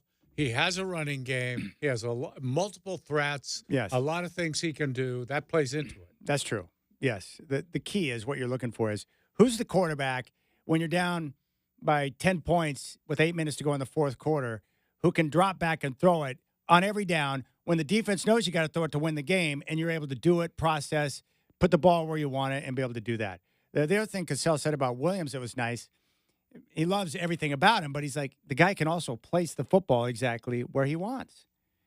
He goes, a lot of guys don't have that skill. They can process and see everything they need to see at an elite level, but then when they throw the football, they can't place it right where it needs to be. That's one of the knocks I hear on Nick's is that he has open receivers, and quite often he threw the ball low. Yeah. And that's a killer because if you've got momentum going downfield and you got to reach down to the turf to Drop catch pass. the ball, Yeah. well, either drop it or it's, you got to practically stop to do that. Yes. He also gets a little bit antsy and will bail out of the pocket too soon. Arm strength is not, a trait that you associate with Bo Nix. But again, depending on the scheme, the arm strength may not be a factor. I like Bo Nix a lot. I really do. I wouldn't take him in the first round, but I do like Bo Nix. But if you can get him at the second, day 2 quarterback, I would take a chance on him. I'm definitely not taking Michael Penix in the first round. But all it takes is one dumb team to do something to throw a wrench in the draft. Like the Raiders decide they want Michael Penix. No one's got him going in the first round, but what if the Raiders decide they want to take a chance on a guy with a big arm who might fit the Raider way? Then maybe they do that. I mean, it's hard for me to see with some of these teams. Like, I agree with Schrager's point. The Giants have Daniel Jones. How can they not be considering taking a quarterback at number 6? Yeah. Your quarterback's Daniel Jones. You're not going anywhere with him. Who else? The Raiders have nobody. Aiden O'Connell, and then the guy with the stash. Who is that guy? What's his name? The stash guy from Washington State? Yeah. Gardner Minshew. Yeah. They're not going anywhere with that. there's a lot of teams that should seriously consider a quarterback. That maybe they don't have the access to get up at the first round, but maybe they get access to a pick in the later part of the first, and they think, screw it, we're going to take a chance. So all it takes is one team. I don't know. Maybe I've just been thinking about it too much, and maybe because my team, the Denver Broncos, are one of the teams that are looking to move up to get J.J. McCarthy and sacrifice a bunch of future first-round picks. To me, it's all crazy talk because I think it's a big risk. What if you make a move on him and he turns out to be a big-time bust, and then you're set back? I guess it just depends on the coach and whether or not he truly believes that guy's going to be a star. I trust Sean Payton. If he says J.J. McCarthy's his guy and they make the move to go get him, that's fine. And truth is, and you know this, if you get your quarterback and you give up 3 first-rounders in the future, does it matter if you get your franchise quarterback? If you get your guy. But if you don't get your guy and he turns out to be Daniel Jones, then you're screwed. I don't know. But you like Michael Penix? I do. Yeah, I think he'll be a starting quarterback for a team for years. I do. I think he's got that talent to play that spot. I like the way he processes.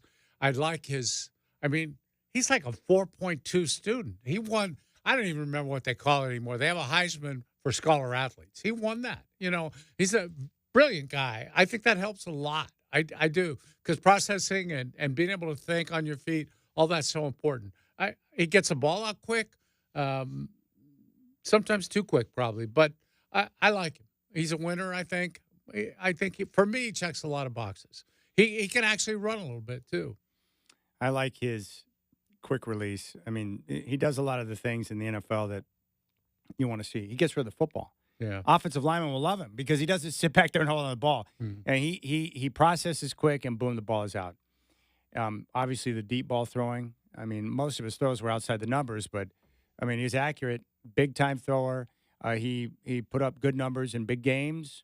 Look what he did against Oregon. I know he struggled against Michigan, but there were some other issues aside from Michael Penix in that game. They were behind the chains a lot. So I like Penix.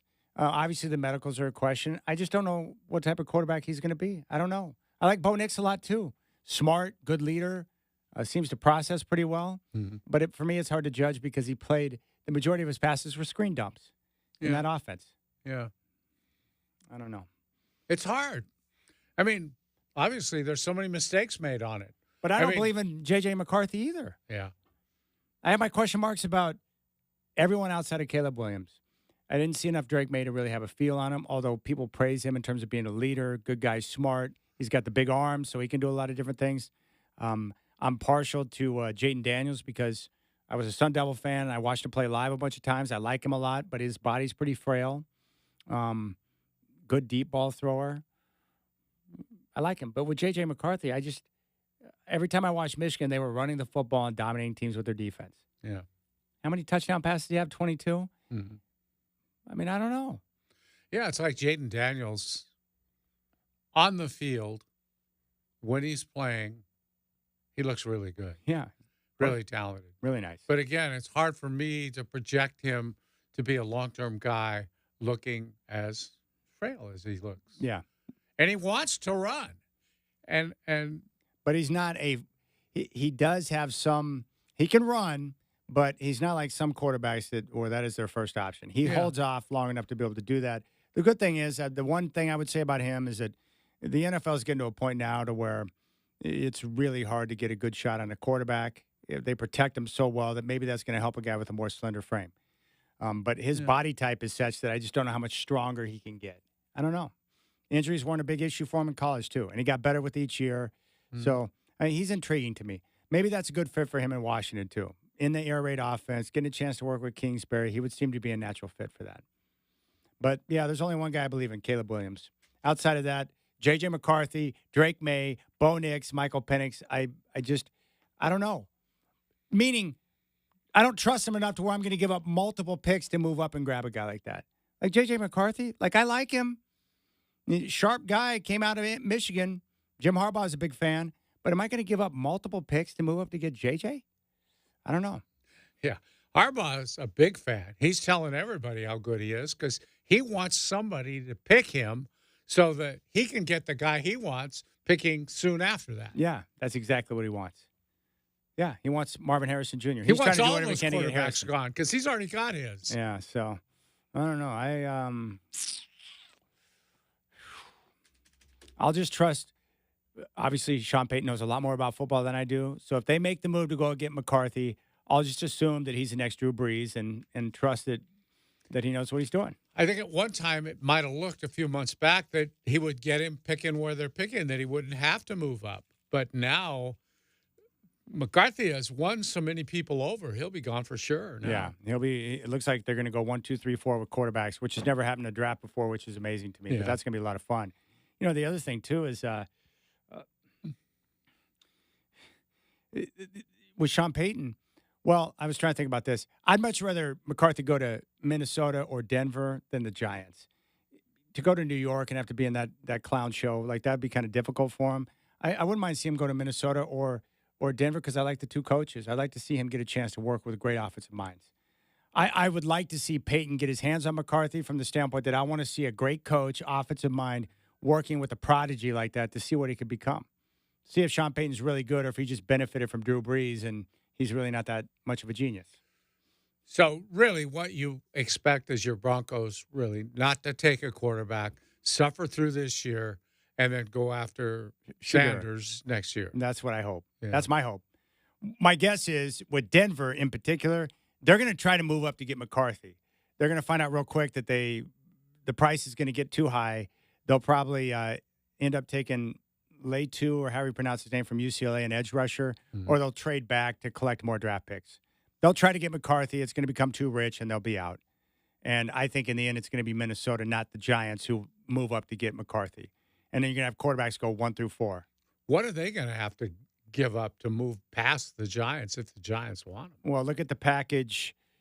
Just go back and look at what the 49ers gave up to get Trey Lance. You're talking about multiple picks. Yeah. Multiple picks. At least 2 first, maybe 3. And Boy, he better hit then if you're going to give up that much. But the 49ers proved, too, like, they missed the boat on Trey Lance by a country mile, gave up all sorts of assets, and they got the quarterback right with Brock Purdy, and so you can recover quick. Would you say they got lucky or they were really smart? They got lucky. Yeah. But that's why you should continue to draft quarterbacks, continue to take guys, because you never know how it's going to play out. So it worked out for them. I guess what I'm trying to say in the NFL, you can mess up in the draft and recover quickly if you make some good decisions following that up. Now, some franchises just make repeatedly bad decisions and suck for a long time. But, you know, some of these franchises are pretty smart. Now, Joe DeLeon, who we're going to talk to at 5:20, he thinks the loser of the draft is whoever drafts J.J. McCarthy. So, again, a different opinion on J.J. Yeah. But Lombardi agrees with that opinion kind of too, doesn't he? He doesn't like McCarthy. Who? Does he?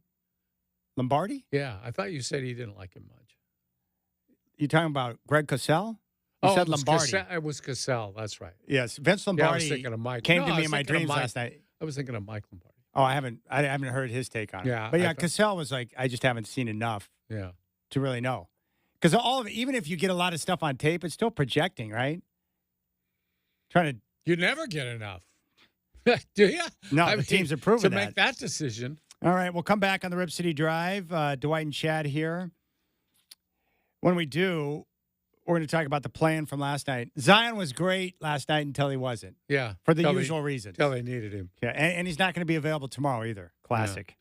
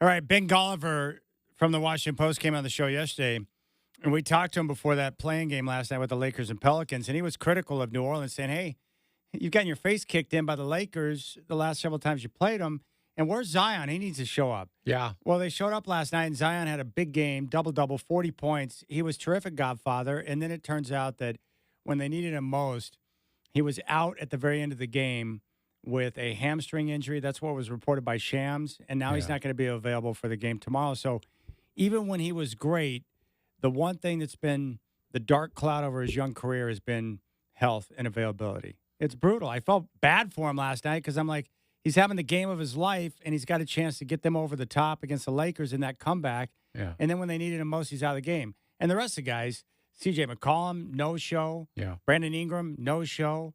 And the one guy that was on fire ends up leaving the game with a hamstring injury. An all-time classic for the Pelicans. They must be so tired of that, dealing with that all the time. Excuse me. You see how good he is, and then when you really need him, he's gone. I mean, they've had to play without him more than they played with him while he's been there.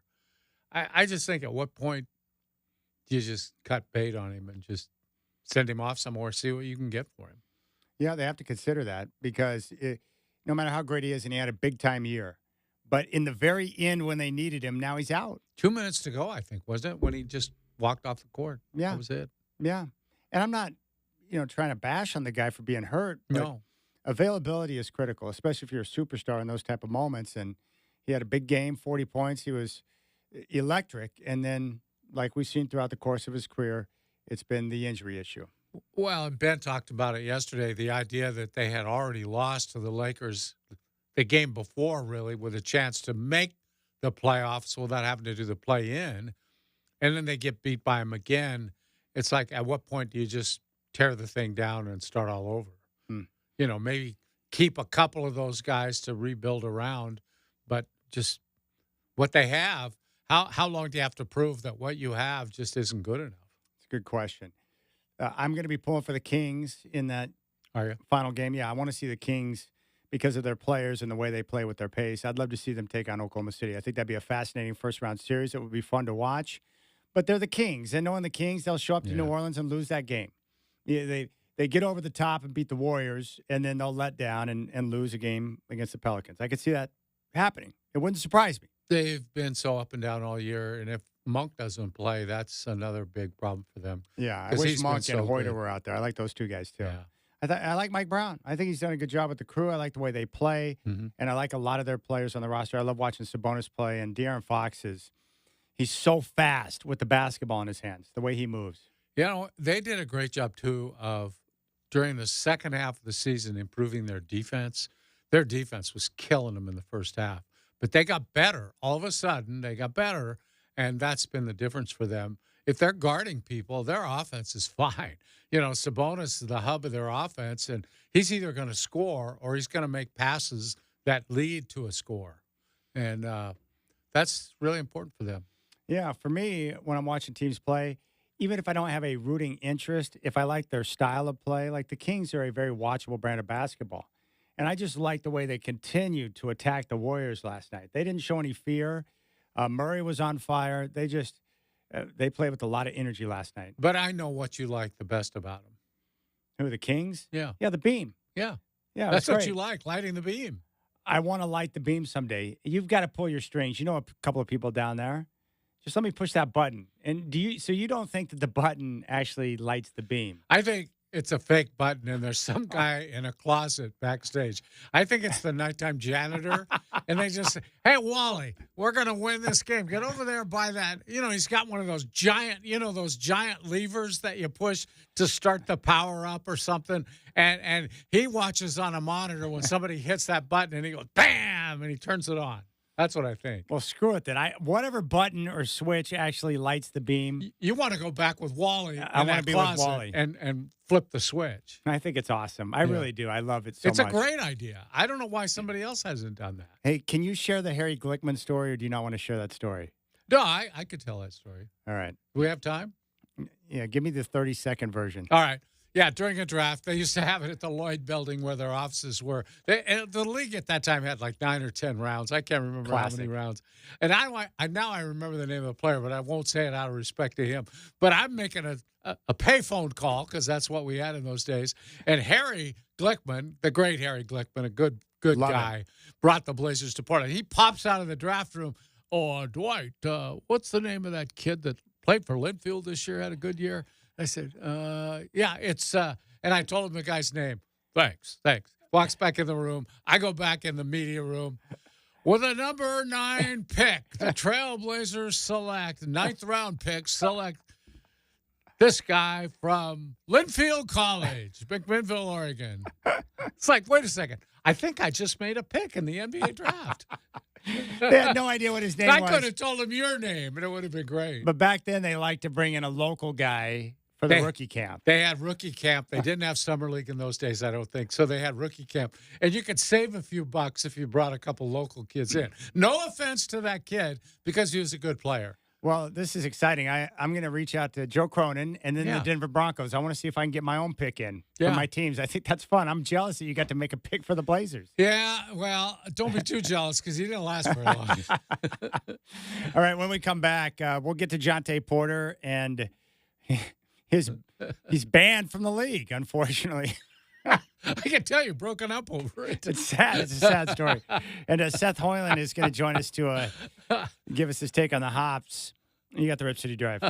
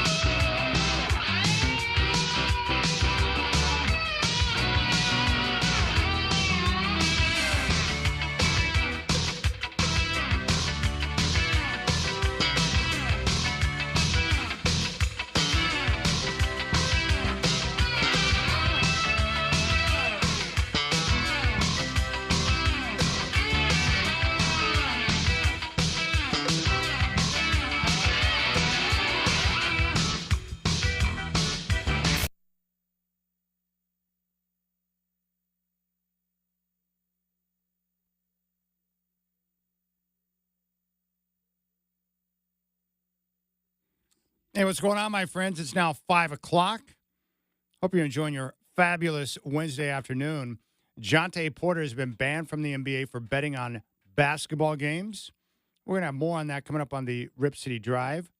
The NFL Draft 1 week from tomorrow. Joe DeLeon of the Believe Podcast Network is going to join us coming up at 5:20. We do have a doubleheader in the NBA for the Eastern Conference play-in tournament. And right now, second quarter on ESPN, the Heat on top of the Sixers, 33-26. And for those of you who care, the Hawks and Bulls will come up after on ESPN. Right now, top of the seventh, Philadelphia on top of Colorado 7-1. Tampa and the LA Angels tied at 1. And Boston, a 1-0 lead on Cleveland, top of the fourth. More of the Rip City Drive coming at you right now.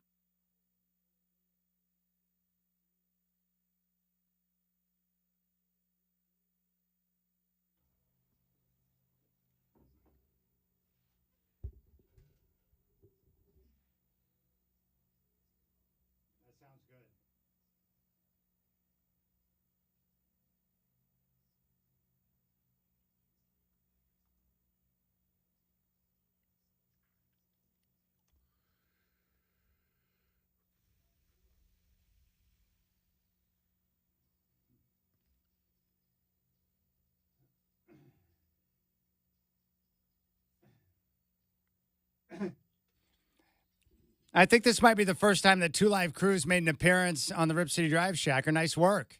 Very nice work, my friend. Can we play some more Two Live Crew on the show?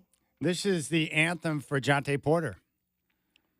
Can't believe he got banned. All right, joining us right now from the Hillsboro Hops is a very good friend of the show, Seth Hoyland, who is back. Seth, what's going on, my friend? Welcome to the show. What's up, Chad? How are you guys? Thanks for having me. Very well. The Hops coming off an 8-1 win over Tri-City and getting ready for another matchup tonight. The first pitch coming up at 6:35 here on 620 Rip City Radio. So how are things going early on in the season so far for the Hops? You know, it's been a tough start, but a lot of really close ball games. 6 of the first 9 games were one-run games. So some of them went our way, some of them didn't.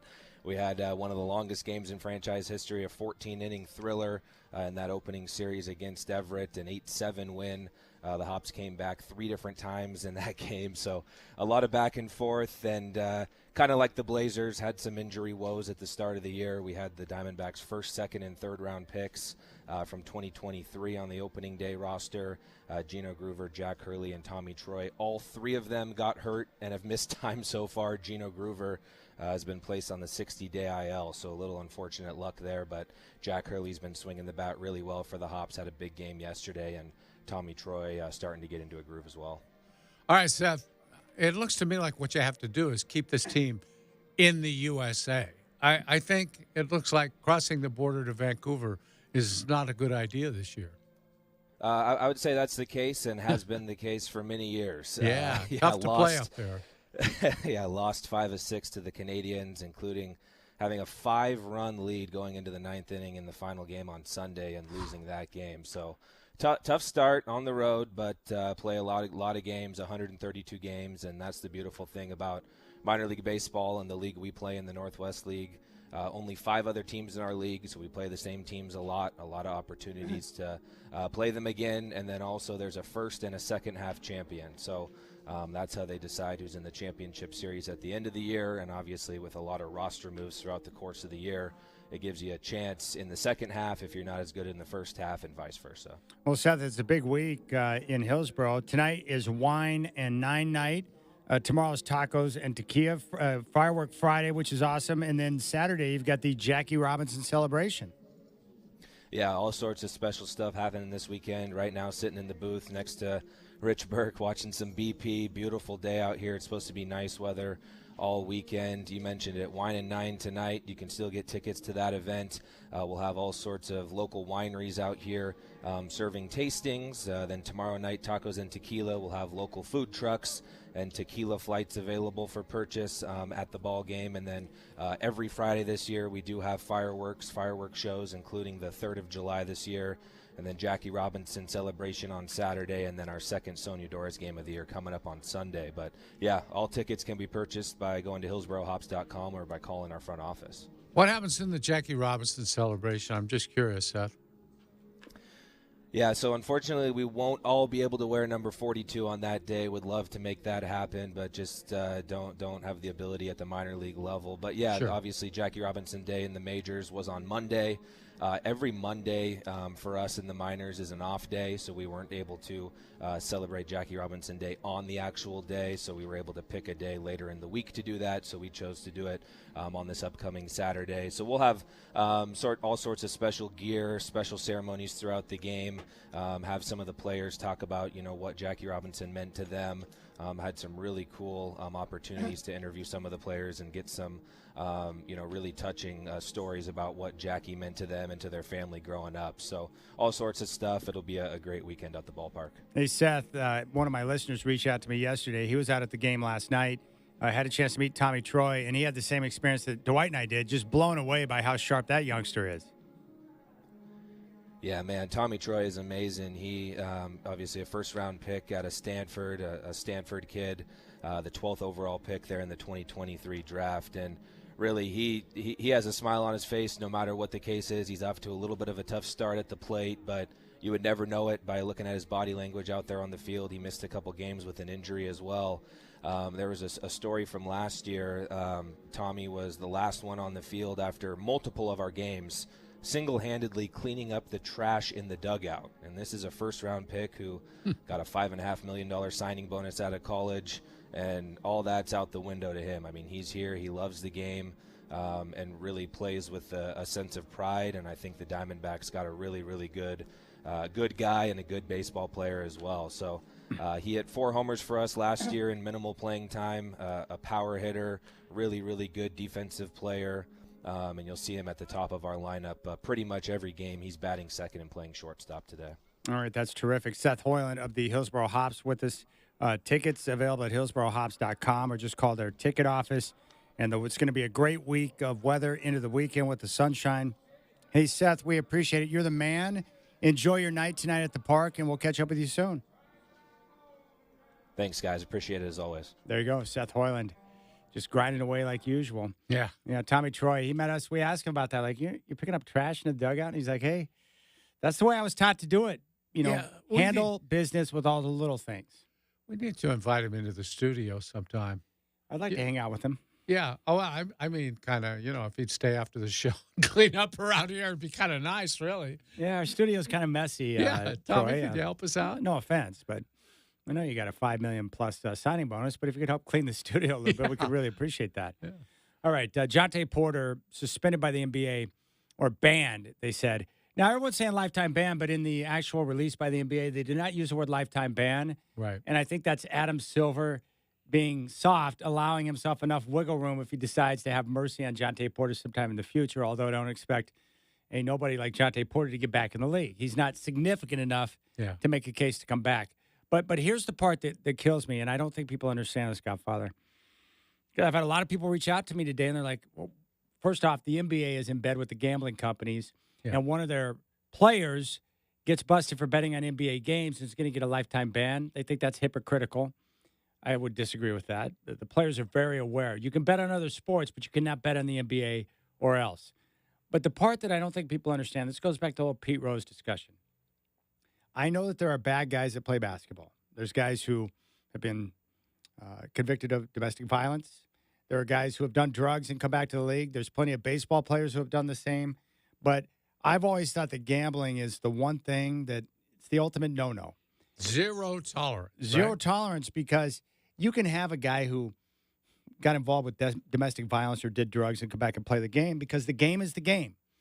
And I'm not saying you should let those guys in or not. What I'm saying is that a guy hitting his girlfriend does not impact the integrity of the game. But once you have a guy who's betting on NBA games, betting against his team, betting for his team, or taking himself out of a game so someone that he gave information to can win a prop bet, that starts to bring into question the integrity of the game. And the reason why that's critical is that if that fabric gets messed with and all of a sudden fans get the idea that what they're seeing is not legitimate, you lose everything.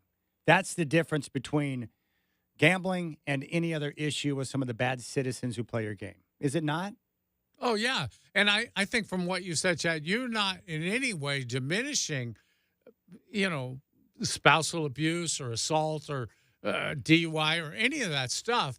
But what you're saying is correct. It's not impacting the integrity. You take those cases and you evaluate them on their own, and you do what you have to do in terms of the league. But gambling on games takes the transgression up to a much higher level. 100%. It's just you just can't have it. And they know that. It's a condition of their employment. Yeah. In every sport. It's like treason. Yeah. Yeah, you can't do it. And everybody has workplace rules, right? You have certain things that you and I can't do because we work here. And we have to take video lessons on that all the time. Yeah. My issue with sports teams embracing the gambling companies, states who have authorized sports gambling, because it's now in control of the states. The feds gave the power back to the states when it comes to the sports gambling issue. I'm a recovered addict. I used to gamble on sports all the time, and it destroyed me. My big concern is that now that it's so prevalent, I'm worried about other people becoming addicts. Yeah. That's my concern. But I don't have an issue with the leagues finding other revenue streams and attaching themselves to these gambling companies, because a lot of people are going to be able to wager on games responsibly and not have it become a big issue. So I don't really see the issue there. And I think what the league is going to do, and they've got to make sure that they continue to drill this point home, when they have the rookie symposium and you bring in the rookies, you've got to have continuing education and reminders, and you should have signs everywhere where players can be. Do not gamble on games. You've got to get the message out and continue to make it very clear that if you do this, there's a steep penalty to pay. We cannot have you guys betting on NBA action under any circumstances. I would also, if I'm Adam Silver, try to convince these sports books to eliminate prop bets. Yes. That make it much easier for these type of shenanigans to take place. I would think that it would be the G League guys or guys who are on rookie scale contracts. Minimum scale guys. Minimum scale guys who aren't making big money, who are going to be the most susceptible to this type of activity. And my guess is Jaynes Porter won't become the last guy to get banned from the league for gambling. It's going to happen because it's so prevalent now.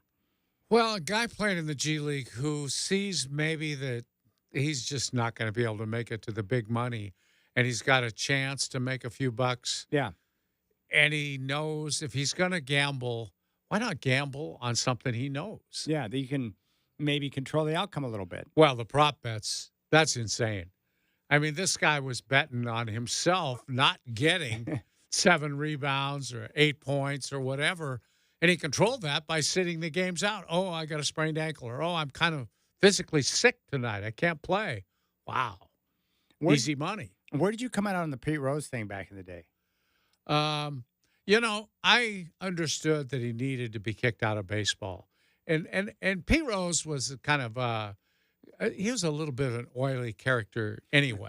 And there are a lot of people in baseball that didn't cry when he was little. The only thing I would say is baseball's different than the Hall of Fame, and I think he belongs in the Hall of Fame. He's one of the great hitters of all time, has the most hits of all time.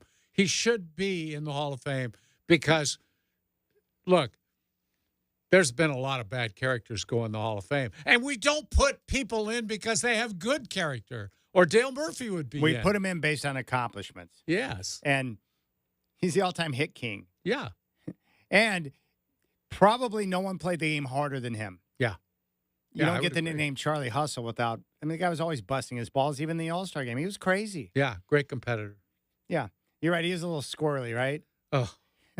Yeah, read books about him and find out just what kind of character he was. And he didn't exactly distance himself from gambling over the years either. No. I don't know that he gambled while he was playing on baseball. I mean, I don't know that. But you probably don't want your managers out there gambling on baseball, do you? No. Even the people say he bet on a lot of their games. It was the games he didn't bet on that you learned something. Because if he's not betting on his guys tonight, he doesn't think they're going to win. We done. Yeah. But don't you think players like who would consider this, they know when their team's about to get their butt kicked, Yeah. right? Oh, yeah. Yeah. Well, how many points are we getting? Oh, we're not covering that. Yeah. Yeah. Yeah, and you also are in the locker room and say, I'm looking across at Chad Doing tonight. That sucker's not going to play. He can't even get from here to the training room to get taped. He's not playing. Or X, Y, and Z player was out late the night before and you're aware. Right, Oh, right. we're going to get our butt He got kicked a tonight. big hangover going today. He's not going to play well. I saw how many ladies entered that guy's room. He's about to put up. He's going to go 2 for 12 tonight. Yeah. That's a classic right He had there. a no vacancy sign hanging outside his door all night. You know So what? I got to give props when they're due. Props to Adam Silver for showing some spine today. That was an easy one, though, you have to admit. I know, but What if not it- for him. Yeah, Not but- for him. What if it had been the other Porter, Michael Porter Jr.? No. What if it was Kevin Durant or one of the stars? Yeah. Would they do you think Adam Silver would have the nuts to ban a star? Well, I'd like to think he would, but I wouldn't bet on that. Okay, well, my hope is I want a star to get caught gambling so we can see how Commissioner Silver handles that. Yeah. And then if he does the right thing there, then I can give him the full applaud. Good Sure. job. Good job, Skeletor. We appreciate your efforts. All right, we're going to come back and focus in on the draft. Joe DeLeon of the Believe Podcast Network and the First Team Pod's up next.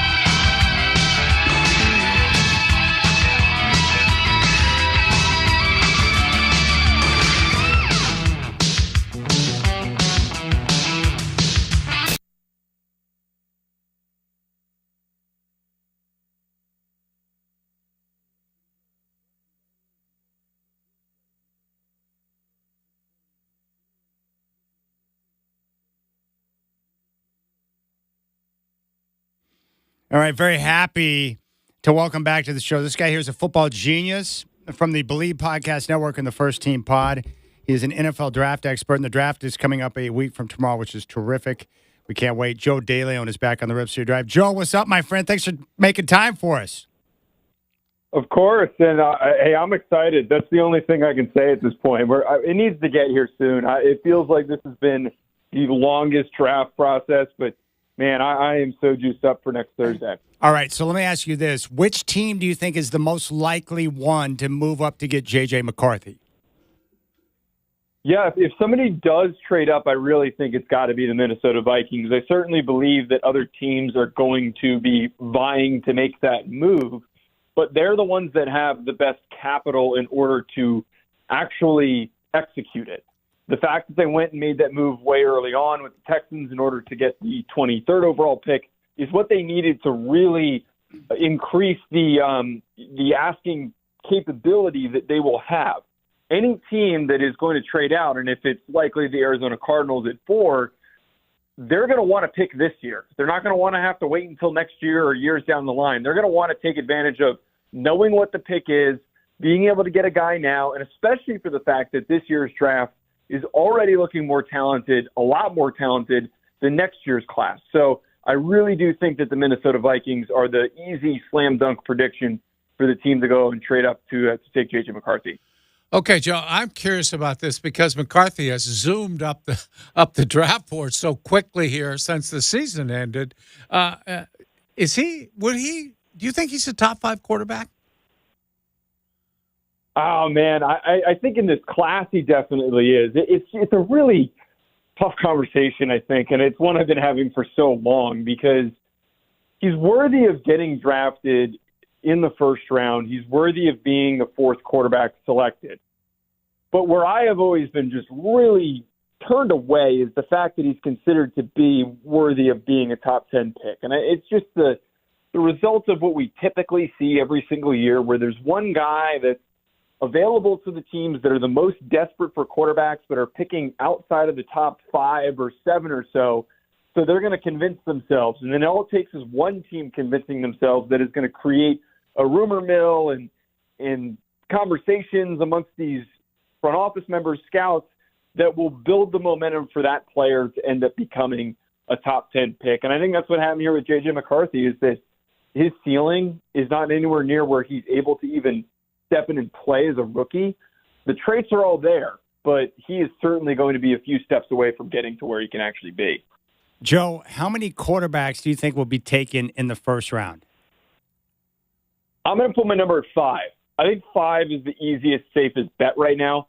Don't know if anyone's going to rush to a sports book with that one, but I think that 5 makes sense because as we're sitting here talking about J.J. McCarthy's a lock at this point, it feels like. But I really think that if there's maybe this big gap where the next team takes that next quarterback, it feels like it makes most sense to be Bo Nix. Michael Penix certainly has some steam behind him. It feels as though it might not happen until the end of the first round. So if that does happen, it's the end of the first round. That's going to box out whoever that 6th quarterback ends up being.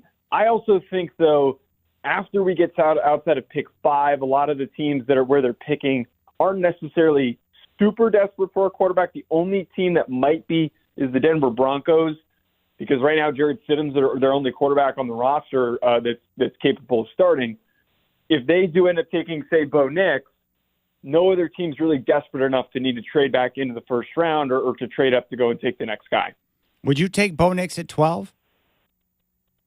I don't love it, but yeah, I would. I think that he'd be a really good fit for the Denver Broncos. I think that for what Sean Payton has done with quarterbacks, and even last year is an example of where he got way more out of Russell Wilson than what we saw from him the prior year. I look at Bo Nix as just a quick, easy decision maker, and it's not a one-to-one comparison. I don't think that they're really at all similar, but Drew Brees was so successful playing for Sean Payton, being a quick decision maker and being really, really accurate and being really strong in the pocket. I think Bo Nix does all of that really well. The only reason why he's not getting in that top 4 conversation is because his arm isn't necessarily as big, and he was also propped up by an offense that helped set him up to deliver the ball to his playmakers in space, and they were able to create so much after the catch. So the best way for him to succeed is landing in an offense that's going to do exactly that. A lot of quick passes are going to be great for Bo Nix, and I think that the fit makes sense. Just might be a hair too early for him to go there.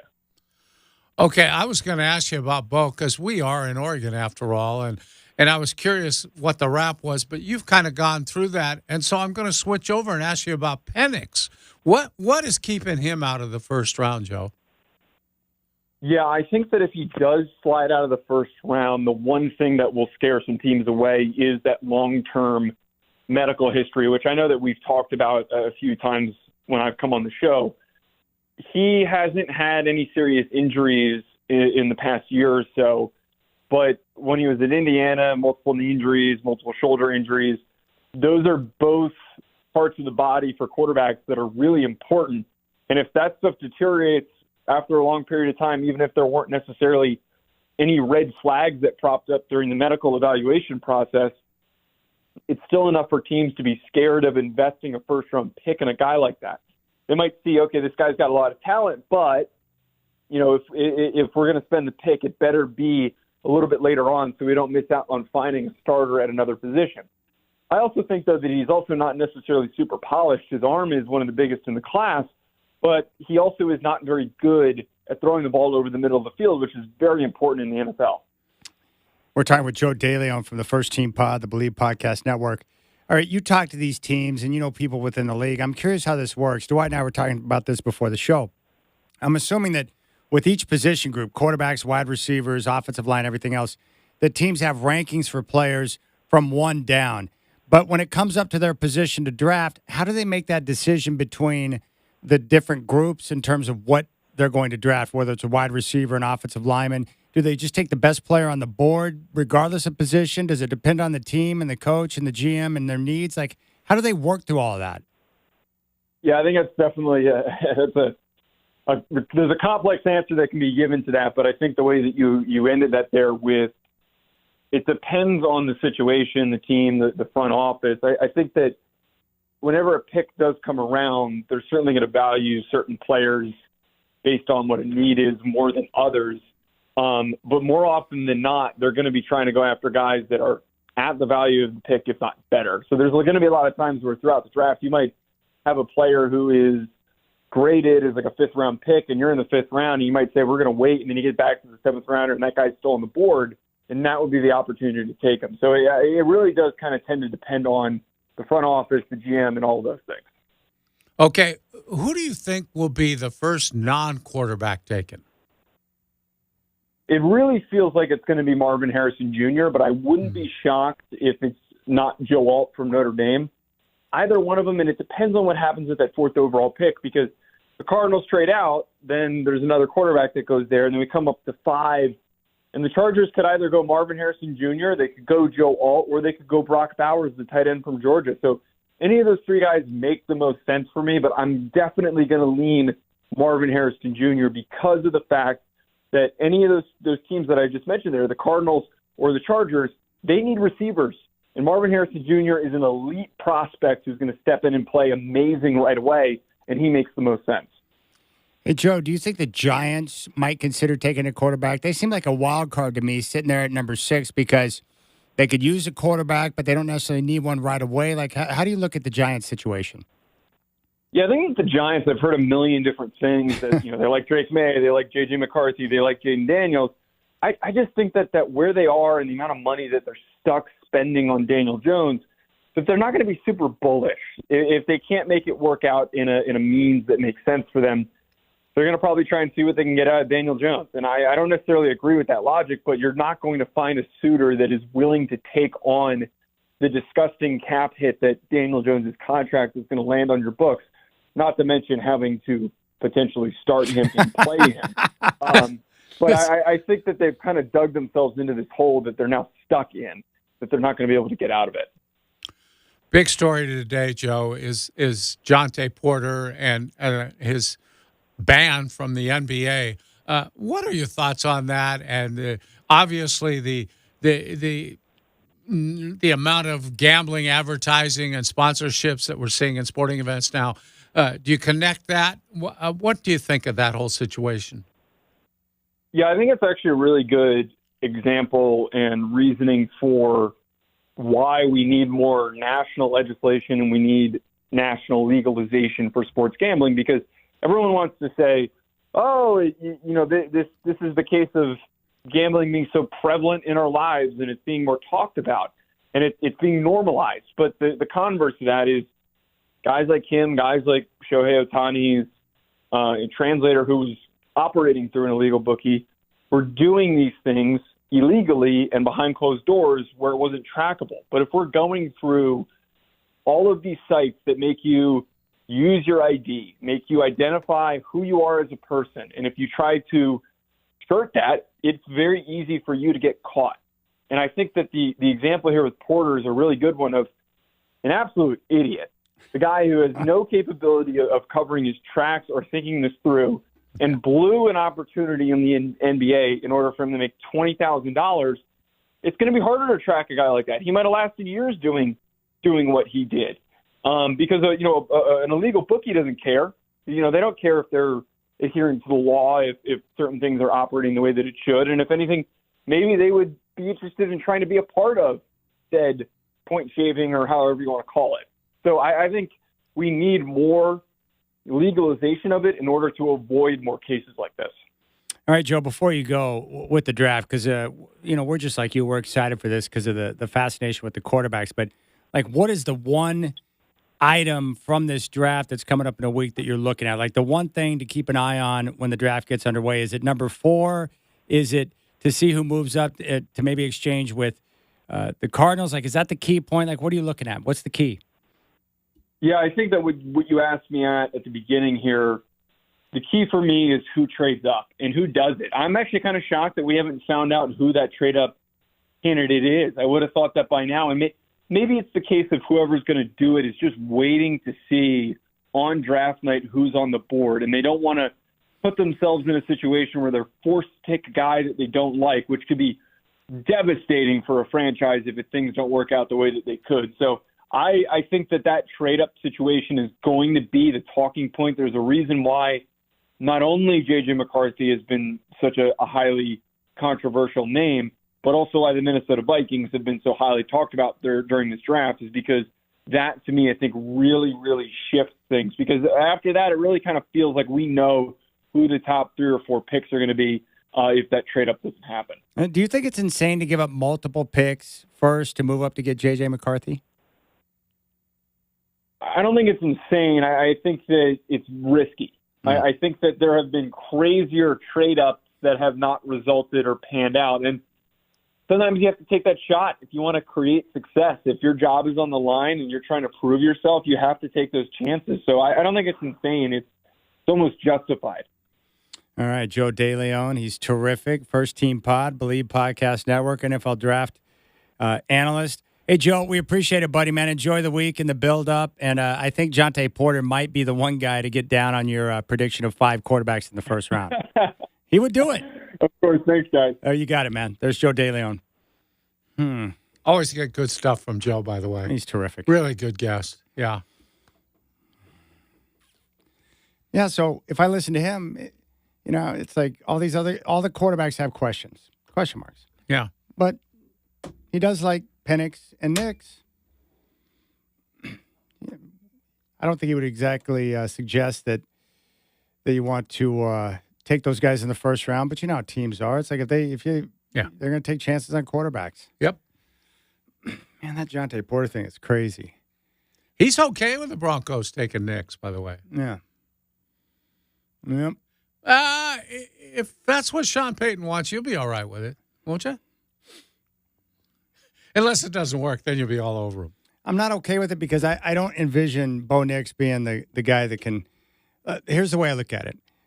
So, like Sean Payton's come in and now he's got to go out there. Whoever he drafts at quarterback, he's going to be attached to determine his future legacy. Is that really Bo Nix? I mean, like that's really what it comes down to. Is like whoever he drafts has got to be the guy who he attaches himself to that can lead him to the promised land. He wants to win a championship with a second team and become the first coach to do that, to cement himself. Is that Bo Nix? I don't think it's Bo Nix. I'm not saying I don't like Bo Nix, but I don't see Bo Nix becoming a Super Bowl winning quarterback. I just don't see it.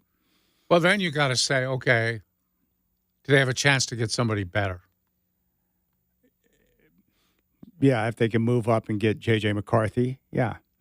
But they're not going to be able to because the price is going to be too high. So then you can, wait until next year. You don't have to take a quarterback this year. You could, you could bottom out, tank it out. You've got, you got to get through this year of, the hefty cap hit from Russ. You're going to have more cap. They're going to have a ton of cap room to work with next year. You could look at the draft next year, maybe going after Shador when you've got more assets to work with to trade up if you need to. I mean, that's a possibility. I don't know. But then again, starting a season with Jared Stidham seems ridiculous to me. Even if you're trying to – now, if you're really trying to tank because you want Shador, then starting Jared Stidham is a genius plan. But he sucks. Jared Stidham sucks, man. He sucks. Some guys it's like he sucks. He's not good. But like I said, Sean Payton's the supposed quarterback genius, right? So, yeah, he doesn't strike me as a guy that wants to tank a season out either. No, he's too good. He's one of those coaches like a Spoelstra that he'll scheme a couple of wins that you probably don't want him to get. Yeah. And then you screw yourself out of Shador. But, whoever he takes, if they take a quarterback at 12 or if they trade up to get JJ, if they do take a quarterback, Sean Payton's not going to take a guy in the first round unless he truly believes that guy's a stud. Yeah. But even Peter Schrager said they could end up taking a Bo Nix at 12, but you'd have to really, really love Bo Nix to take him at 12 because you're passing on, other guys that play different position groups who are like the number one guy in their position group in the draft, and you're passing on that to take a QB that may or may not be good. That's the risky part, right? Yeah. It'd be nice to be the Bears. They got two picks in the top 10. We're going to take Caleb Williams, and we'll take another guy who's number one at his position. I wish I was in that position. I don't know, man. It sucks. The Broncos suck. It doesn't matter. I'm done. Yeah, you're they done. gave me Sure enough. They gave me enough pleasure with their 3 Super Bowls that I don't care anymore. You're done. And big thanks to Joe DeLeon. 5 quarterbacks in the first round would be pretty impressive. Yeah. What do you think? You think there'll be 1, 2, 3, 4? Someone makes the move with Arizona, and then we get 4 quarterbacks. I do. First time ever, 4 quarterbacks in a row. Somebody's going to do it. There's enough teams with needs. Somebody will. Little Ozzy. I like that. All right, Rip City Drive. We'll come back. And if you need a bank loan, this is probably the best idea you've ever heard of. Weekend at Bernie style. Or the worst.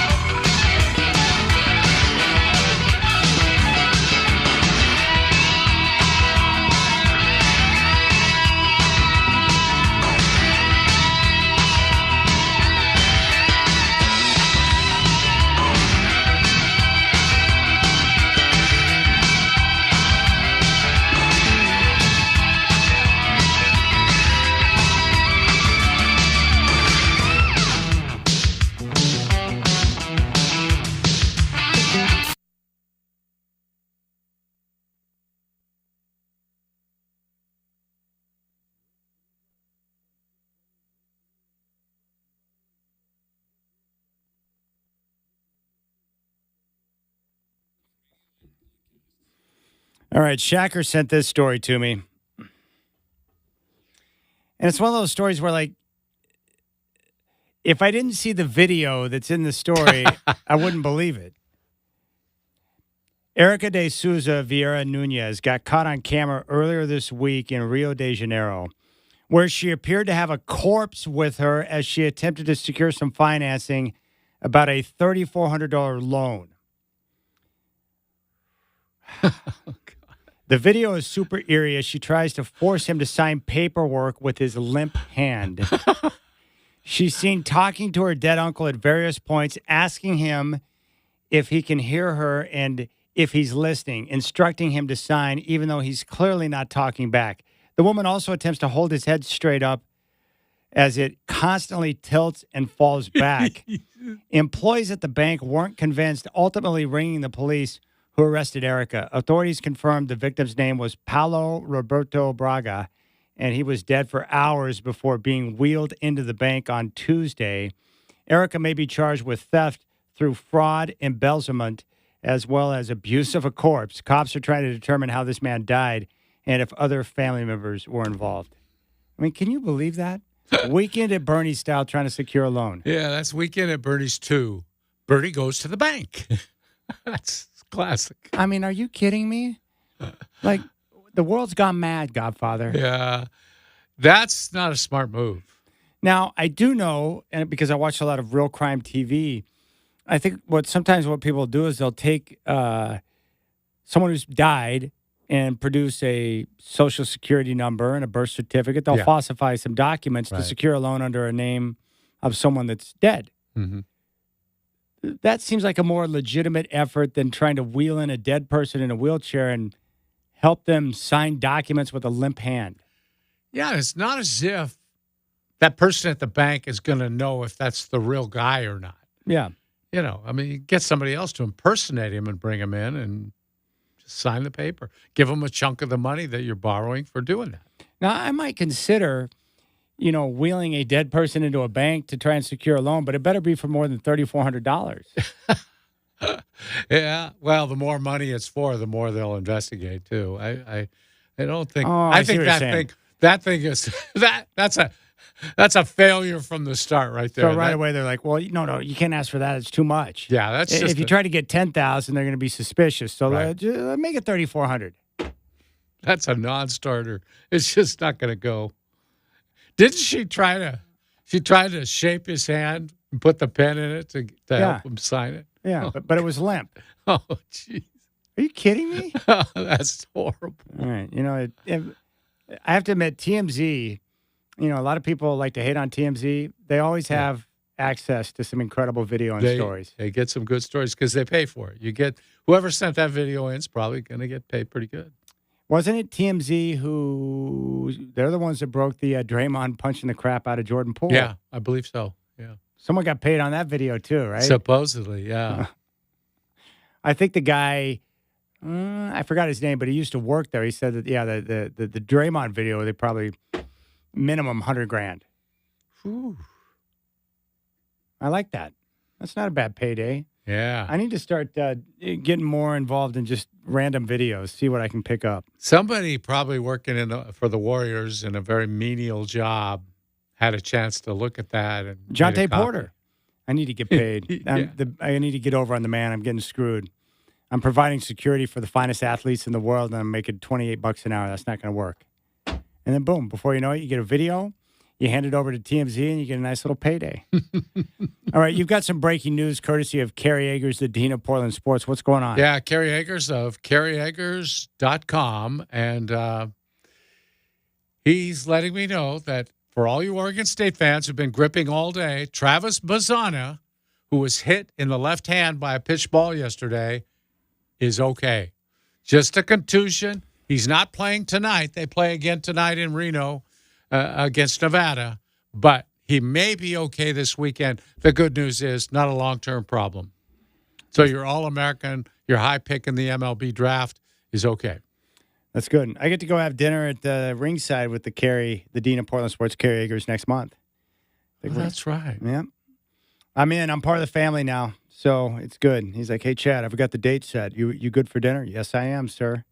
No Is it problem. just him or His son. We're going out to celebrate Drew's birthday. Drew's birthday? Yeah. That's cool. And since Drew and I are boys, I'm now part of the family. So there you go.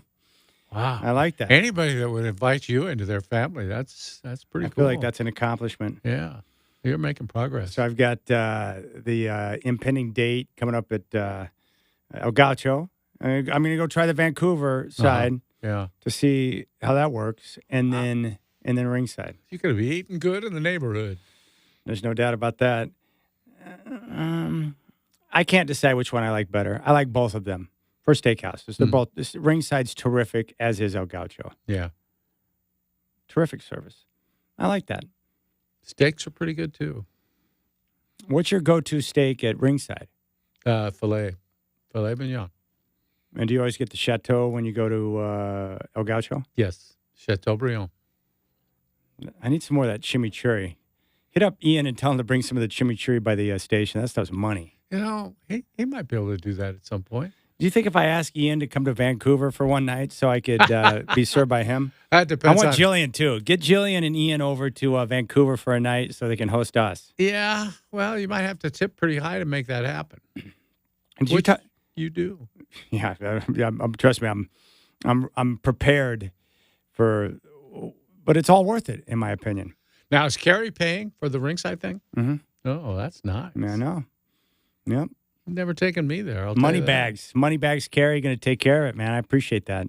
That's that revenue coming in from CarrieEggers.com. Thanks a lot, Carrie. Appreciate you. All right, that's going to do it for us. Thanks, Michael Shacker. Thanks for that story about winking at Bernie's. You don't think that's going to be a fad catching on? The Weekend at Bernie's challenge? No. God. Let's hope not. Hey, Dwight, when you pass away, can I borrow you for a day? No. Okay. No. Dwight, sign these papers. Yeah. He's just Yeah. sleepy right now. You sign papers for me, you owe a lot of money to credit card companies. That's true. You get declined even in death. Wouldn't you? Yeah, that's right. All right. Big thanks to Joe DeLeon and to Jen Armbruster for joining us. We're back tomorrow here on your home of the Blazers, 620 Rip City Radio.